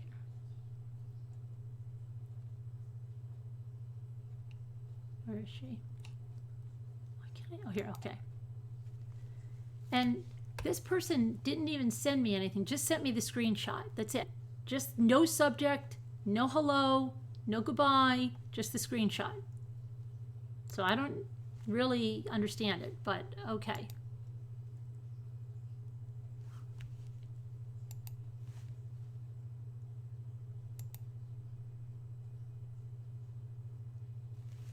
Okay, now let's look.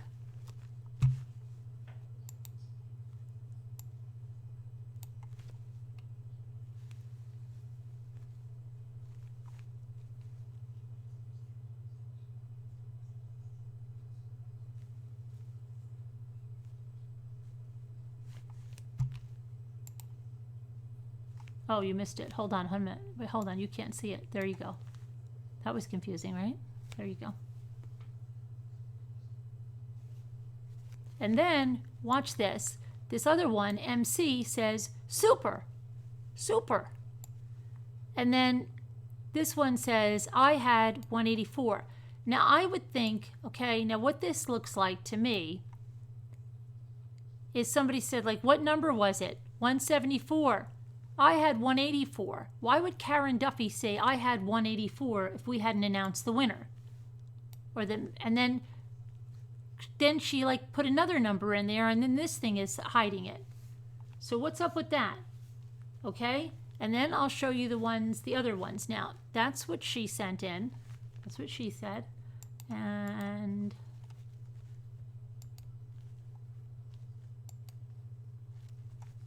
then we have these.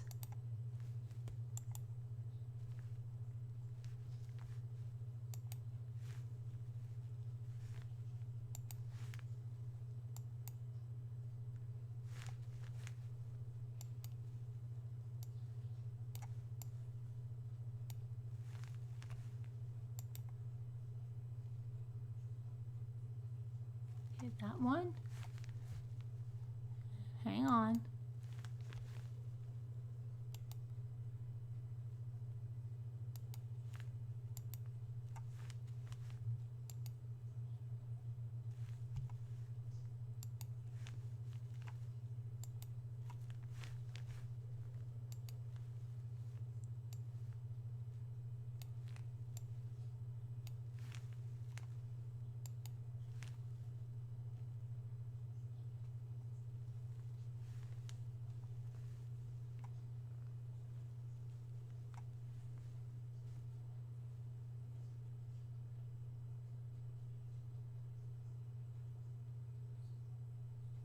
And then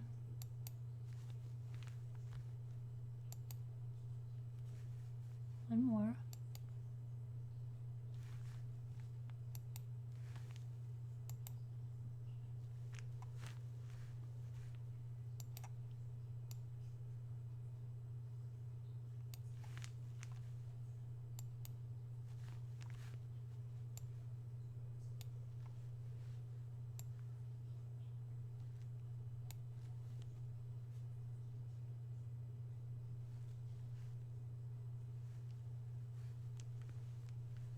We're trying to, we're having like a discrepancy of who won last night.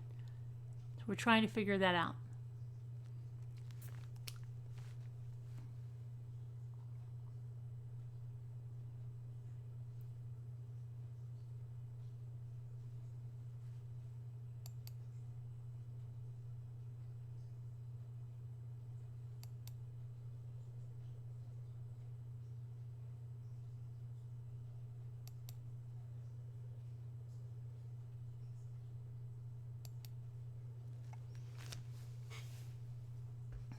Okay. But I can't believe Mommy for the Win just like abandoned us like that. She told us that, and then she's gone. Maybe she fell asleep. She was like, just fell asleep, probably. Too over.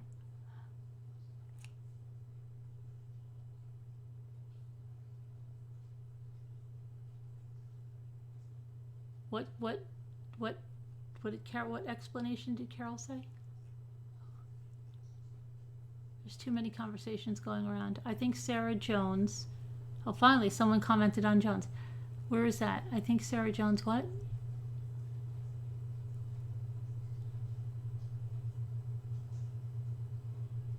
I saw somebody say something about Sarah Jones. No, I don't see it.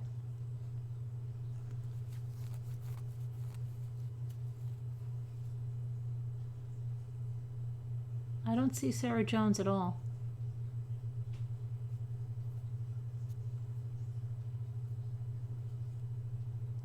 Oh, I think Sarah Jones is just stupid, scared, because she has been gaslighted and abused and manipulated by Mike.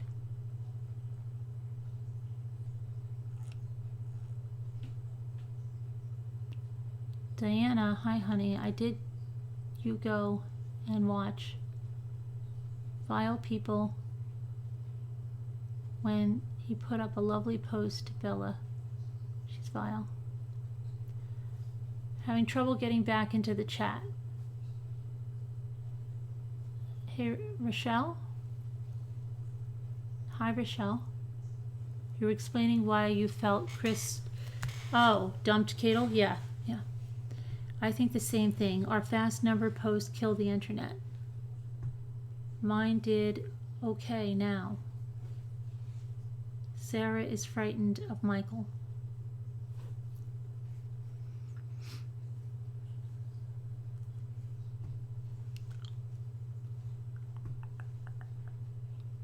Why didn't we hear more from Richard about why he didn't pursue more with those kids? And why does half of my lip look like it's gone? Something wrong with it. Where's the other part of my lip?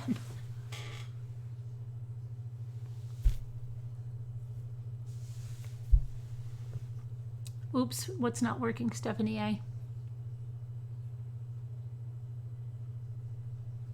Oh, what? Your Leash is running a contest. I don't know what kind, but somebody better get in it. My upper lip is missing. It looks like the other side of my bow. I have a bow here, and just only see one side of the bow, and I don't see it on this side. It's a little scary. Okay.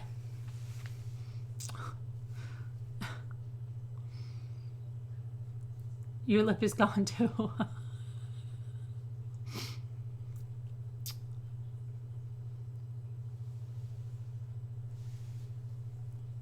I'm still cracking up with Blast Off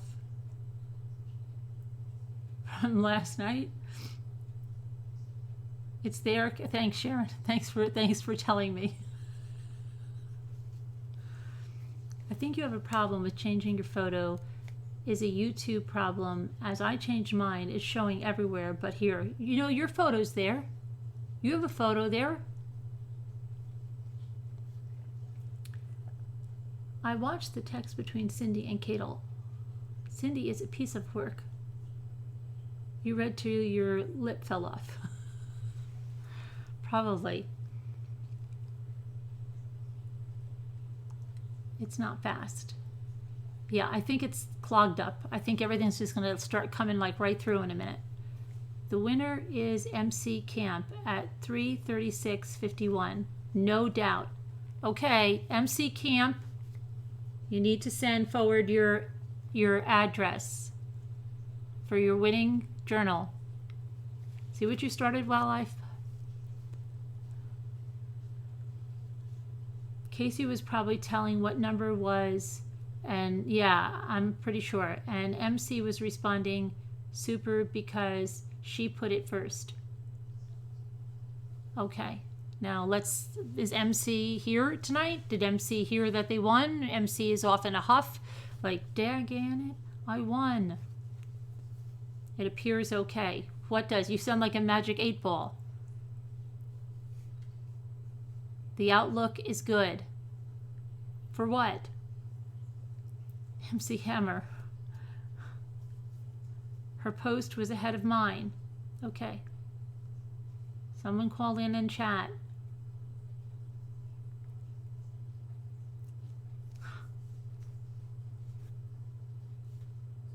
Leisha is what I saw too.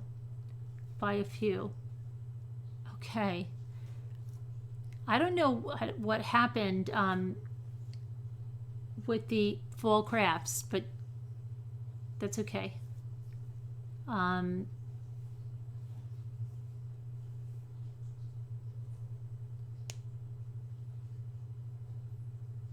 You wanted to make an apple cake, didn't you? Oh my gosh, we have that adoption thing tomorrow. I don't know what time because Jeff hasn't told me, but he said as early as possible, so I have no idea what that means.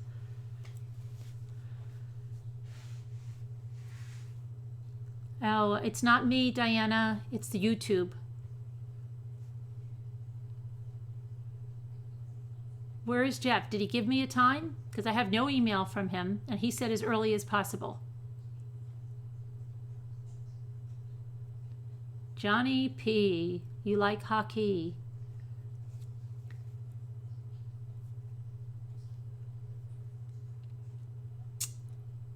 Johnny Jump Up. He said he sent an email a few days ago. He said as early as possible, and I said, well, what? Oh my goodness.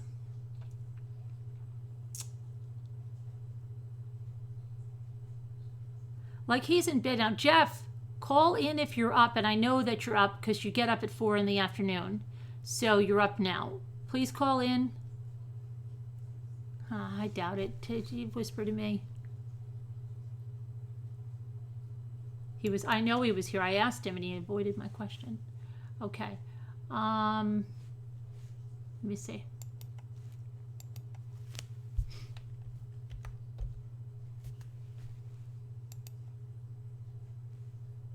Okay. He said a few days ago. What's today? What's today's date? 25th already? Why did I think it was the 23rd? Crikey. Hey, is there a tentative time? No, hold on a minute.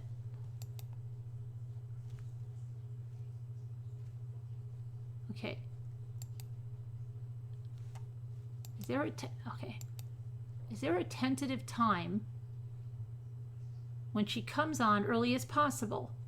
We will probably have a lot of extra guests. Get the extra seats out, people. We're going to have a lot of extra guests. As she informed her network of people to tune in. Okay, that's why it would be good to provide an approximate start time. I've spoken well of you and the Ramblers. I would really hope so, Jeff. That's awful kind of you. Okay. What time do you want to do this? Okay, I'm going to tell him 10 o'clock. 10 o'clock? I'm telling him 10 o'clock. Awesome, thanks. 10 p.m. Eastern Standard Time. First choice. Or 10:30 Eastern Standard Time. Second. I'm going to say option, not choice.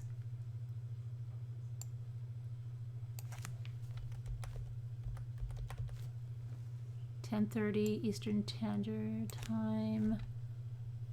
Second choice. And then I'll say 11 p.m. Eastern Standard Time. Third choice. Okay.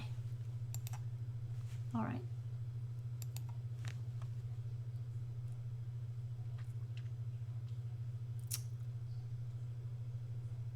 Eastern. Yeah. Well, I don't know. Well, if that's, I gave him 3 choices. 10, 10:30, 11. I'll bring spinach dinner. It's going to be a lot. It's going to be crowded, Jeff said, because he spoke highly of us. Jeff has given you a few nightmares.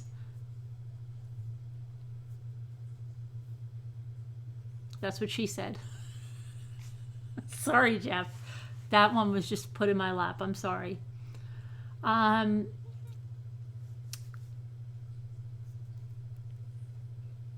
Yeah, yes, we did. We did talk about those, Kayla. That she was upset that it wasn't a true crime book. She was supposed to be Chris's testimony. And then Cato said, no, it was never supposed to just be Chris's testimony. Of course, it was going to touch on the crime and all that stuff. So, yeah. Bring snacks and bring folding chairs, because you're probably not going to get a seat in here tomorrow night. Floor cushions.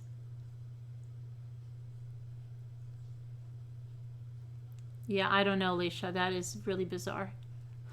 BYOB. Get here early. Stake your place.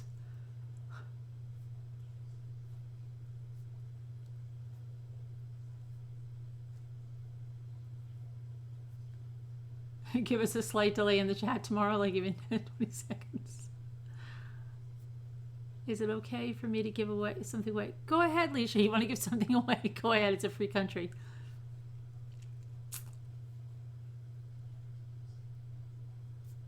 You are copy and resending. It's a pain. Write a strongly worded letter to YouTube, Diana, and make sure it's very strongly worded. Tell them you're very upset. Those dang kids foiled again.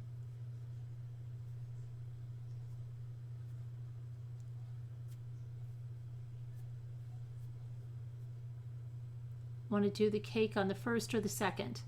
Okay, here you go. We're going to be making decisions tonight. You know when someone says, hurry up, bring the stuff in. They're making decisions. We're making a lot of decisions in here tonight. It's a good time. Or like, hurry, mom's giving out money. Okay, the 1st or the 2nd of November. What days are those?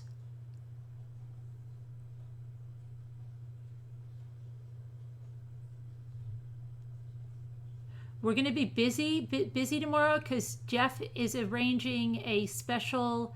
Here, I'll play the preview. Let me play the preview for you, Diana. Pay attention. Hold on, I'll play the preview. I have to go to my channel. Right? Okay. Hold on, Diana. Don't go anywhere.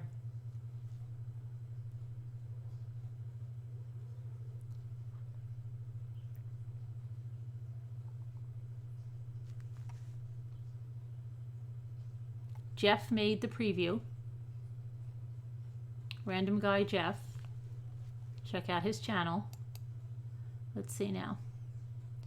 So we want to go to my videos.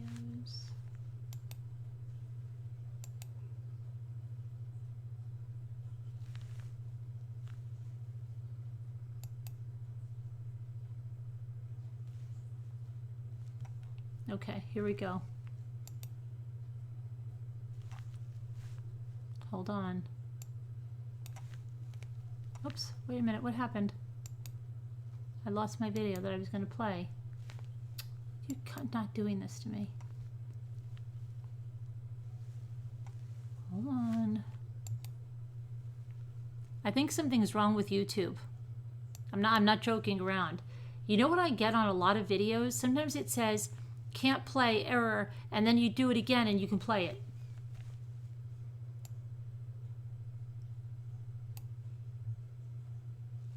I've been seeing that a lot. Okay, let me come here.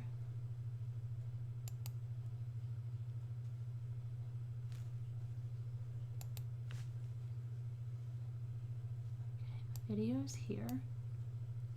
Hold on, stop. Hey, I just created a professional Wix site for my business. Let's check it out. Go to Wix.com. Yeah, do it at Wix.com. Okay. Pull it over there. Hang on. Well, I don't want to. No, I want to close it like last time.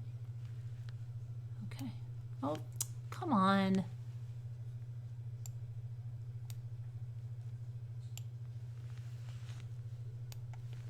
Okay, Diana's paying attention.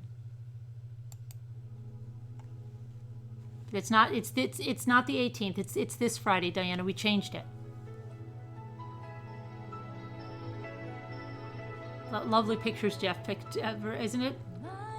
He's like the guy that puts the wife's driver's license photo on.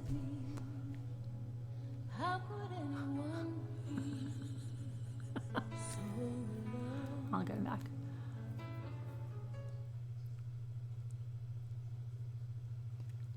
Okay, so this is a case. This is a case where she was the victim of an adoption scam. And so she's going to come on and talk to us, and it's big news because it's going to trial in November, Diana. So, okay?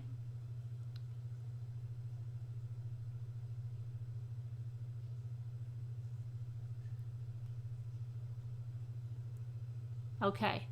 And bring chair cushions tomorrow because Jeff said he doesn't think you'll be getting a seat.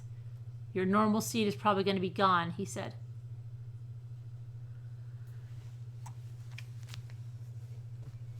Because she's been telling a lot of people, and he said he spoke highly of us. Can you imagine if he didn't? Like, come on and tell your story. I really don't like those people at all. They're really, I don't know. But you want to just go there and tell your story? It's a good platform? Good.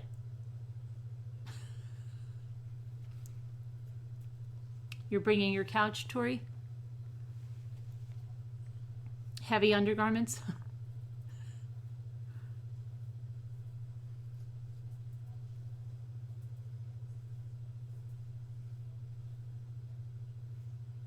Standing room only, yeah. Bring some folding chairs.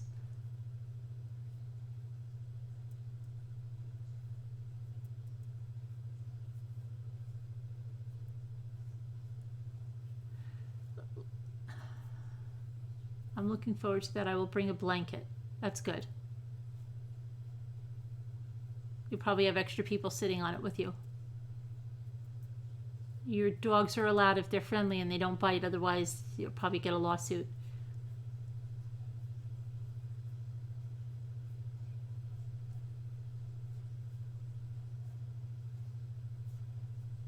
Yeah, well, she's going, the woman that did it is going to trial in November, and people have come forward about it. Other people too. Popcorn, any snacks you want. Just make sure you clean up before you leave.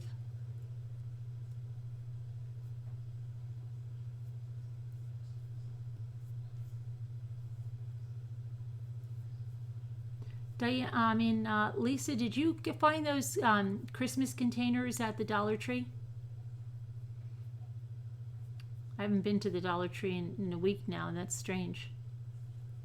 No littering on the chat room floor. So, and don't spill drinks. Someone could fall.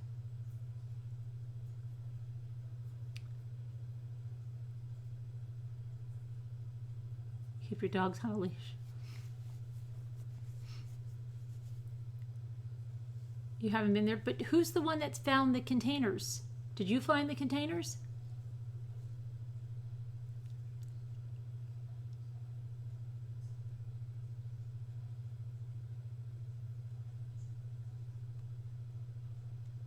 There's really something wrong with this chat. It's so freaking slow.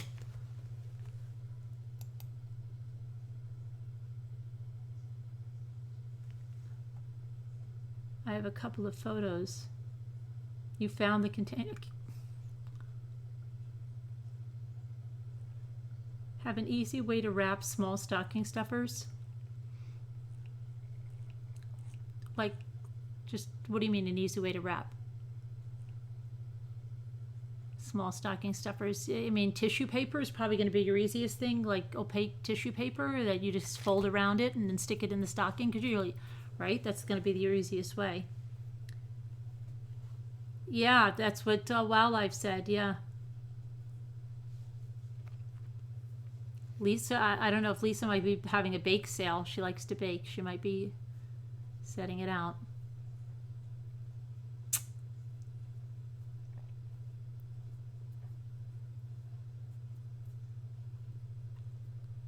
How to sleep on it. Perfect, you do that. So what are we doing? What time are we doing the, Kristen, did you answer? What time are we looking for? You said the 1st or the 2nd? Took a long time to see, like, another, but I had to go out because people keep sending me out of the room. Wait, I know when October 1st. Isn't that Thursday or Friday? Somebody said Halloween is Wednesday. Thanks, M. Hank. Somebody said Halloween is Wednesday, right? It's Wednesday. That's what I'm banking on. It was laying on the unopened Christmas boxes. Only one? Only one, Lisa? Your chat won't work. Can anyone see this? Terry, we can see it. Chat's not working all over YouTube. It's time to write a strongly worded letter. Halloween is Thursday? Casbat told me it was Wednesday. And you would think the woman that likes bats would know when Halloween is. Casbat told me today Halloween was Wednesday.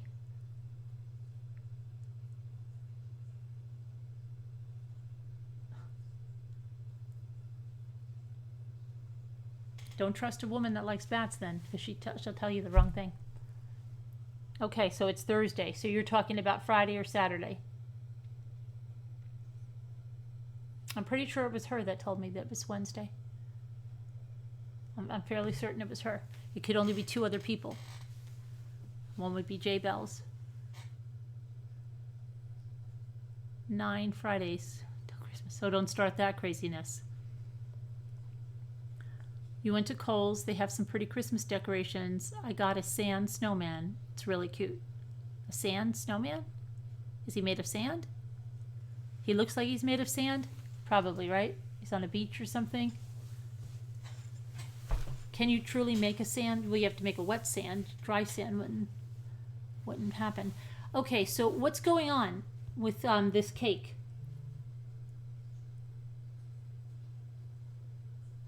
What's going on with the cake? Thanks, Karen. Somebody told me the wrong thing. I'll handle that later. They just wanted me to go all dressed up out, and the kids would be like, Mom, Halloween's Thursday. Friday or Saturday, Great Britain might be different. I don't think so.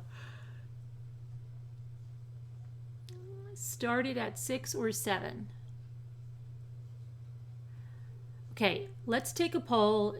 Who wants to do apple cakes next? When is this, Kristen? When are the apple cakes? Look, I have my planner now. Okay, I'm going to look at this. November. And I had this when I asked them when Halloween was, and Halloween is on Thursday. Okay, so you're looking at November. How come I wait a minute, something's wrong here.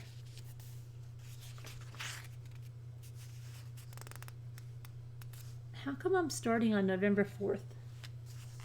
Something's wrong. Oh no, here we are, okay.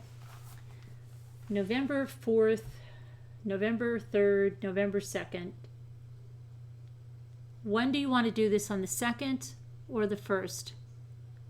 Friday or Saturday?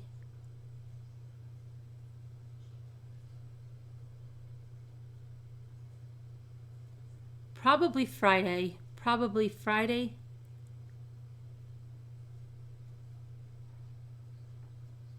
I don't know. What do you want to say?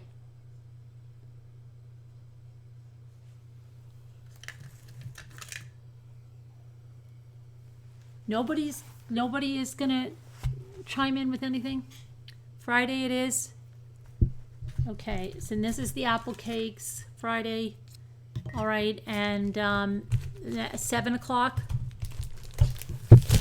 Oh, so we know you're going to be baking, right? What about Bella Mac? Did Bella Mac say she was going to be baking? Friday at 7 p.m.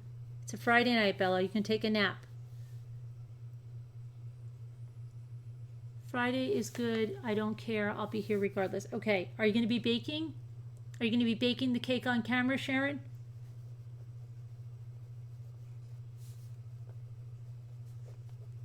Me, Kristen. Who else is going to bake the cake on camera? You're not? That's not very participant worthy. Who else? Lisa, how about you? You like to bake cakes. Who else is going to bake the cake online? Diana? Diana, you bake the cake online? Where's Diana? She likes to participate in stuff.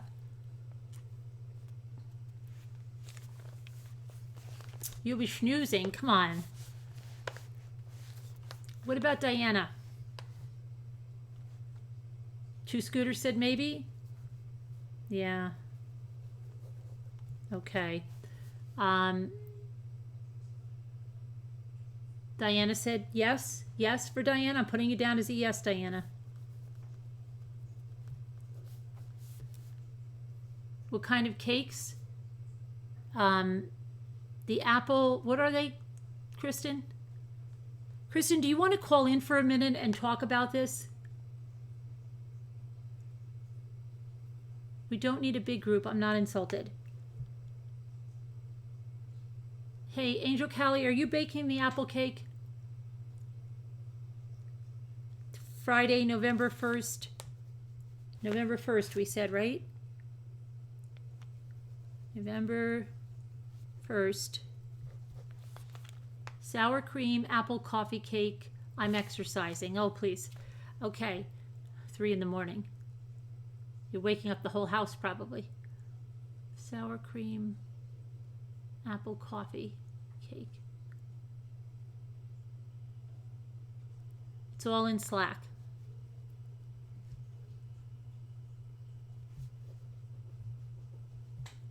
And we need what kind of pan are we putting this in? A tube pan? I've got to see if I find my tube pan. It's in the shed probably. Jimmy puts all my baking stuff. Well, this is not necessary. We need a tube pan for this.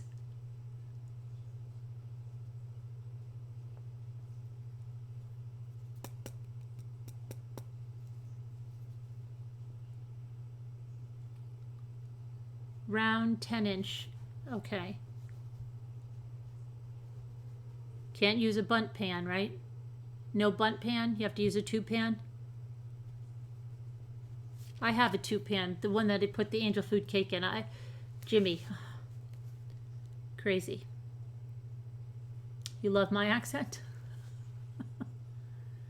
I made chocolate with cream cheese frosting last week. So then, how about an apple? You'll be ready for an apple cake by November 1st. I've got so many apples in the house right now that Jimmy was going to make an apple pie and he's never done it. You could try a bundt. This is not necessary. Would 90%. Would be 90. This is not necessary. Would be 90% of my apartment. This is not necessary. Would be 90% of my apartment. I have no idea, Bella, what you are talking about. You live baking. Are you going to be on? Are you coming on, Michelle Clifford? Love. When the dog bites, when the bee stings. Those are a few of my favorite things. In moving, my husband put his things where he knows where. Mine, I can't find it. Yeah, because they don't care. They're like, what is this? Nobody needs this. That's where I'm sure my tube pan is somewhere like that. Exactly. She has enough pans. What's a pan? A pan is a pan.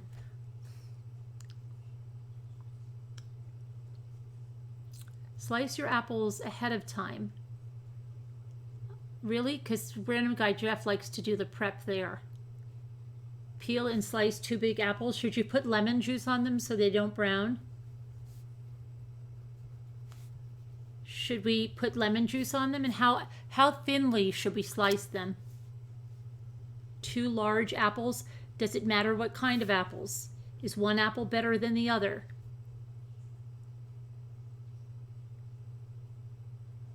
No need, because they'll brown in baking.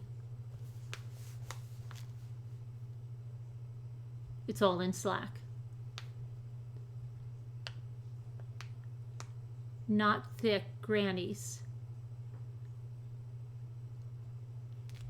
If we went into their garage and did that, have mercy, went into whose garage and did what? What are we doing in the garage? Use sweetest. I'd say Honeycrisp. Okay. Garage? What are we doing in the garage? I got the really nice cart today for all of my vinyl stuff. It's perfect. It has cases that slide out. It holds all your vinyl squares, your 12 by 12s, your cardstock, everything for the Cricut. You could actually put the Cricut right on top of it and wheel it around.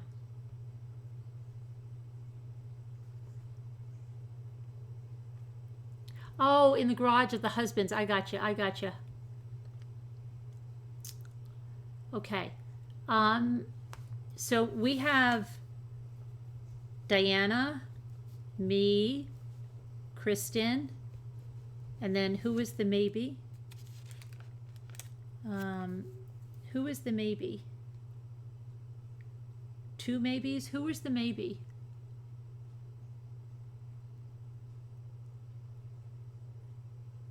You bought a bunch of baskets today at the Dollar Tree? You mean, bye-bye, lovely ramblers. Bye-bye, Diana. Get your apples. Go get your supply list. Red, delicious. Okay, are you joining Karen McCann? Who's joining? Who's going to bake? You guys really don't want to bake on camera? It's your big debut for your baking show. What about Angel Callie? Did Angel Callie say she's doing it?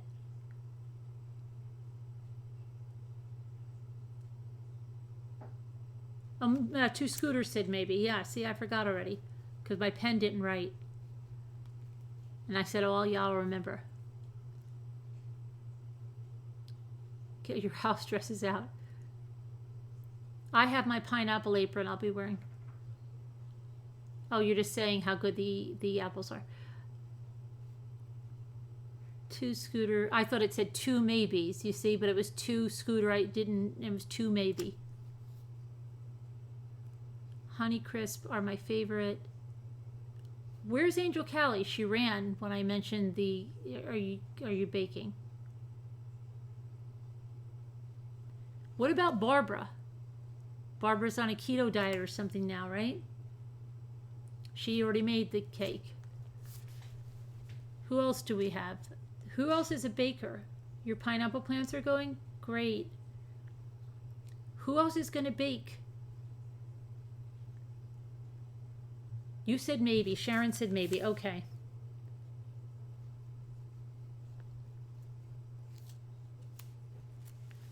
You're going to be here anyway. You just better bake. Your husband will like you better. Oh, Sharon, you made something during tonight's instead of, yeah.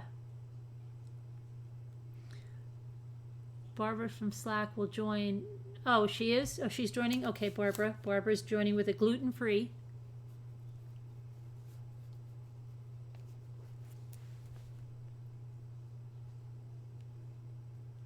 I could throw Jimmy in there, bake off. We could see who comes out better.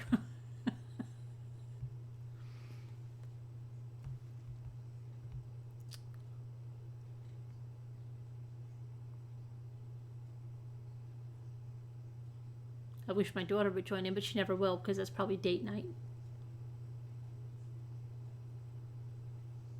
They should both join in because they like to cook. Probably going somewhere to a movie.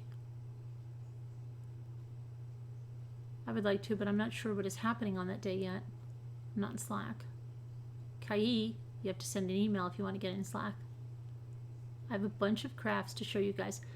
Are you going to do the cake? Are you or your mother doing the cake? Is anybody doing the cake at your house?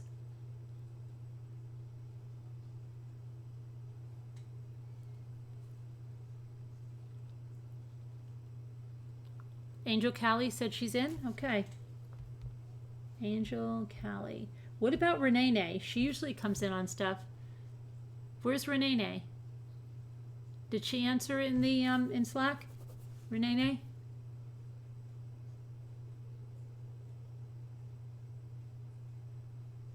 Maybe I'll participate, but make something my husband will actually eat. He will not eat apple coffee cake. Who doesn't eat coffee cake?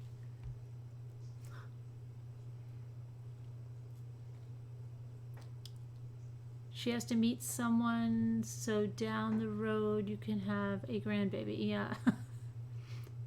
Well, yeah, she's met him. I mean, it's been months. If you went nuts on your cake, chop a few nuts up. But we're supposed to do the prep on camera, though, because if we don't do the prep on camera, someone could have prepped for us. And someone will call cheater or something like that.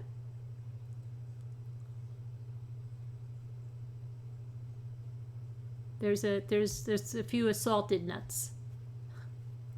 They're assaulted nuts. They like to assault. Okay.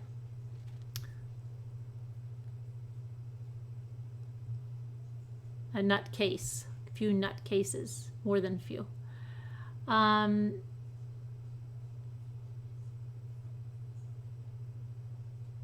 Valley back.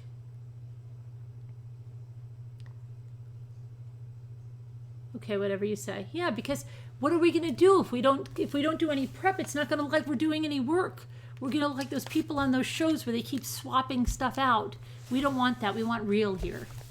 We want to see somebody struggling to cut the apples, somebody struggling to cut the nuts.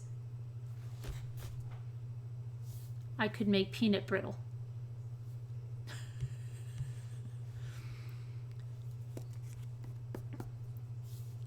Hey, Joan, are you coming to make apple cake?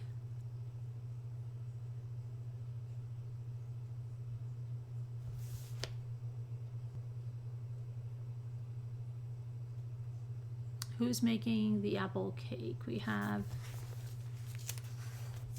Diana, me, Kristen. Barbara's doing the gluten-free. To Scooter is a maybe. Sharon is a maybe, but she's going to be a yes. And Angel Callie is a yes.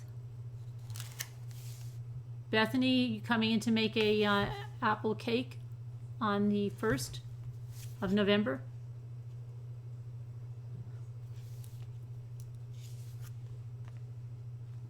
Painting class? What happened to the painting class? I thought it said parenting class. Oh, that was incredible. We should have done some prep there. I'm like, do you want them to prep their canvases? No, we'll do it on. That was incredible.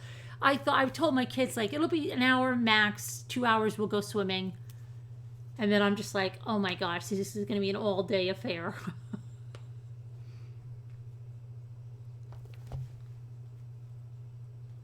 So what kind of apples do you use? She said, whatever you like, the sweetest the better. Honeycrisp, you could use a Fuji apple, a Gala apple, a Red Delicious apple, a Yellow Delicious apple, a Pink Lady apple, a Cortland apple. That was a long day, yeah. They had to get pizza. That was incredible.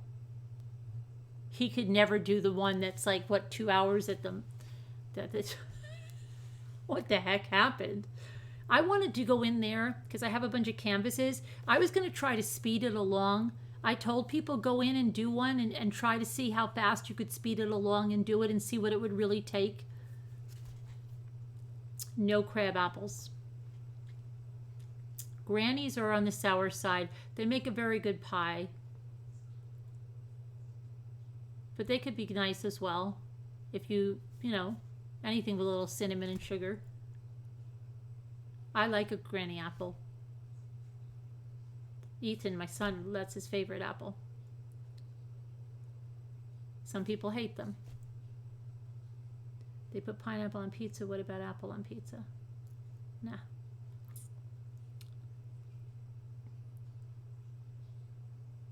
It's 3:33. I have 332. Hasn't turned for me yet. There it goes, 333. No red or yellow delicious. They are not good for baking. No? Okay.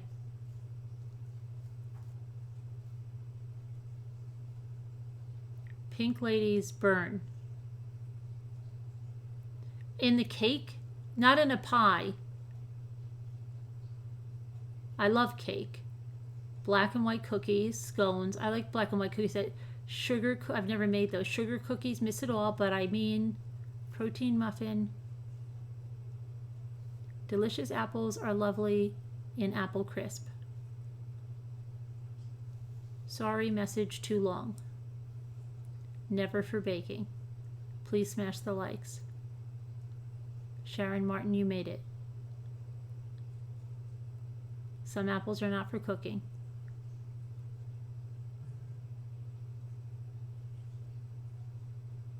Mommy, do you grow pineapples inside during the winter? Yes, I do. Pumpkin cookies. Oh my gosh, I have to make my pumpkin cookies. I have to write down things I have to do. Let me just write down something I have to do. I have to get the mask giveaway up. Mask giveaway. I have to get the costume giveaway up. So far behind on that. I have to do that tomorrow. Giveaway. What else did you just tell me to do? The pumpkin cookie video. The pumpkin cookies and video tutorial. I have to edit the Cricut video. Videos. Yeah. I have to check my Mommy Ramblings email and do my blog stuff.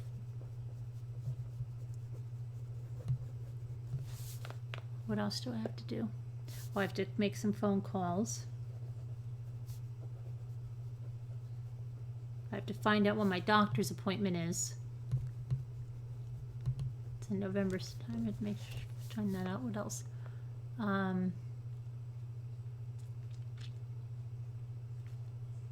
Oh, sorry. Did you? Yeah, Delia. Did you put her down? So sorry. It's very hard. Read my message above. Sorry, I was writing my to-do list for tomorrow. I feel like having an apple right now, but it's too much crunch.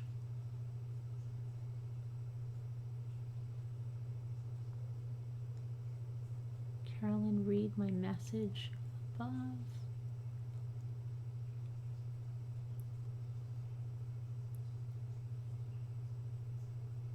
Carolyn, can I call you the day before so I can practice calling in and muting my YouTube? Yeah, just remind me.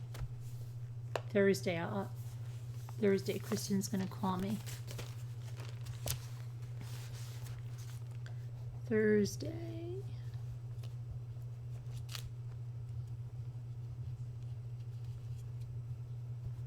Okay. Carolyn, can I call? Okay, I got that already.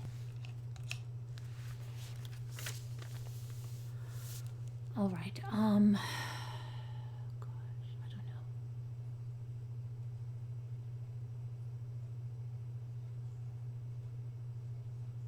I'll email you for my number. Okay. How long does it take to grow one mature pineapple inside during the winter? It doesn't always happen the first year. Sometimes it's going to take 2 years. Okay? Sometimes it depends. It's usually about at least 2 years before they're going to start to produce any fruit if you're growing them from a top. That's if on a good time. Sometimes it could be much more than that.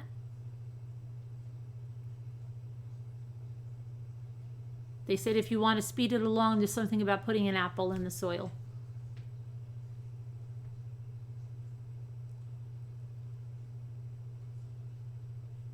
Tonight I cleaned my dentist's house. Holy cow. I thought Elvis lived there. A lot of Elvis memorabilia.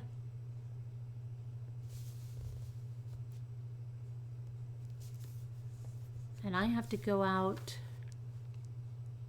this weekend. Probably Saturday, because we have the thing with random guy. I might run to the Dollar Tree tomorrow. just real quick. Because if we go Saturday, it's going to be the other direction. And I don't know.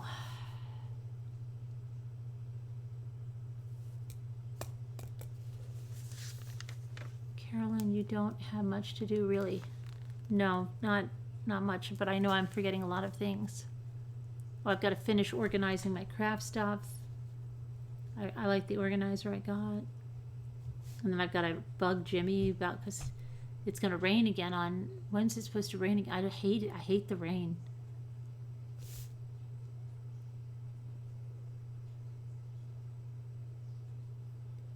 I'm listening as I be cinders. What is cinders? What is be cinders? Cinders and sort dishes. Oh, Cinderella? Sort dishes mean what? Put them away?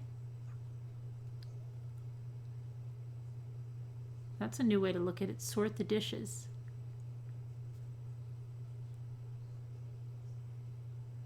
Peanut butter and banana? Oh, fried peanut butter and banana sandwiches?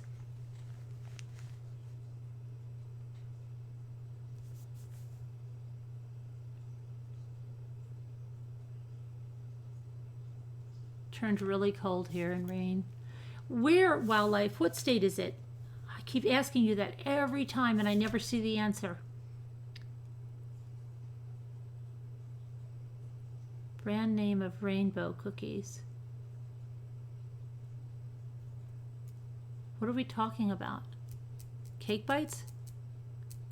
Kansas. Dorothy. Kansas is really cold? Please, no snow. No snow. Don't even go to the freaking snow word.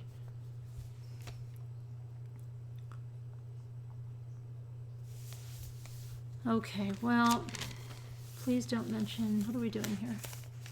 Who's mentioning? Let's see, mention. Somebody mention.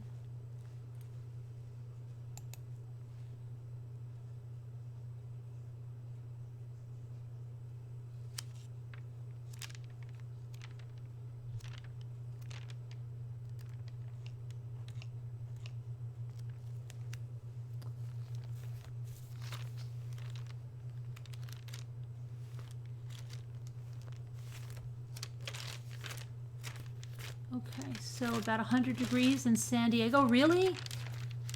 Oh my goodness.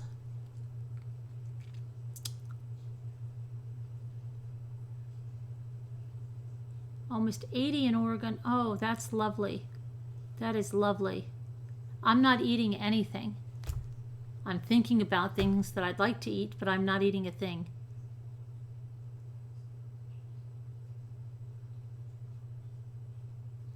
Oh, you heard paper? I was going like this. Watch. Like that.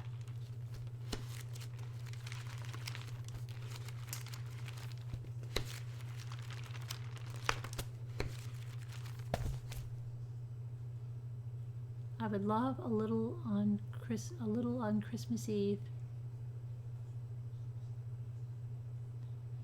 Maybe I'm tired and hungry.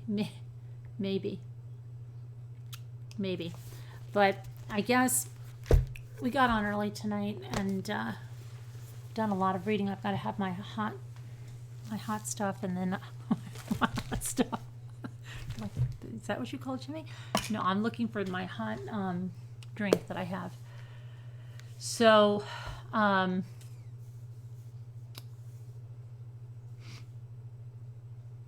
it was a good night. Thank you. Keep doing that. Go listen to the page reading. Okay, all right. Thank you, everybody, for coming. So we got some things hammered out. Don't forget, Jeff, bring a chair because we have an early night tomorrow, too. That's more reason why we've got to go early because Jeff said early night. And went to the Dollar Tree bathroom and didn't use the public bathroom. I already given urine samples. Oh, okay. You almost went to the Dollar Tree? Oh, you should have gone to the Dollar Tree. What time tomorrow Jeff has to get back? It's going to be 10, 10:30, or 11. We'll let you know tomorrow. All right, everybody have a good night. Thank you to our moderators. Thank you to everybody. Everybody be safe. Prayers for everybody that needs them. Bye.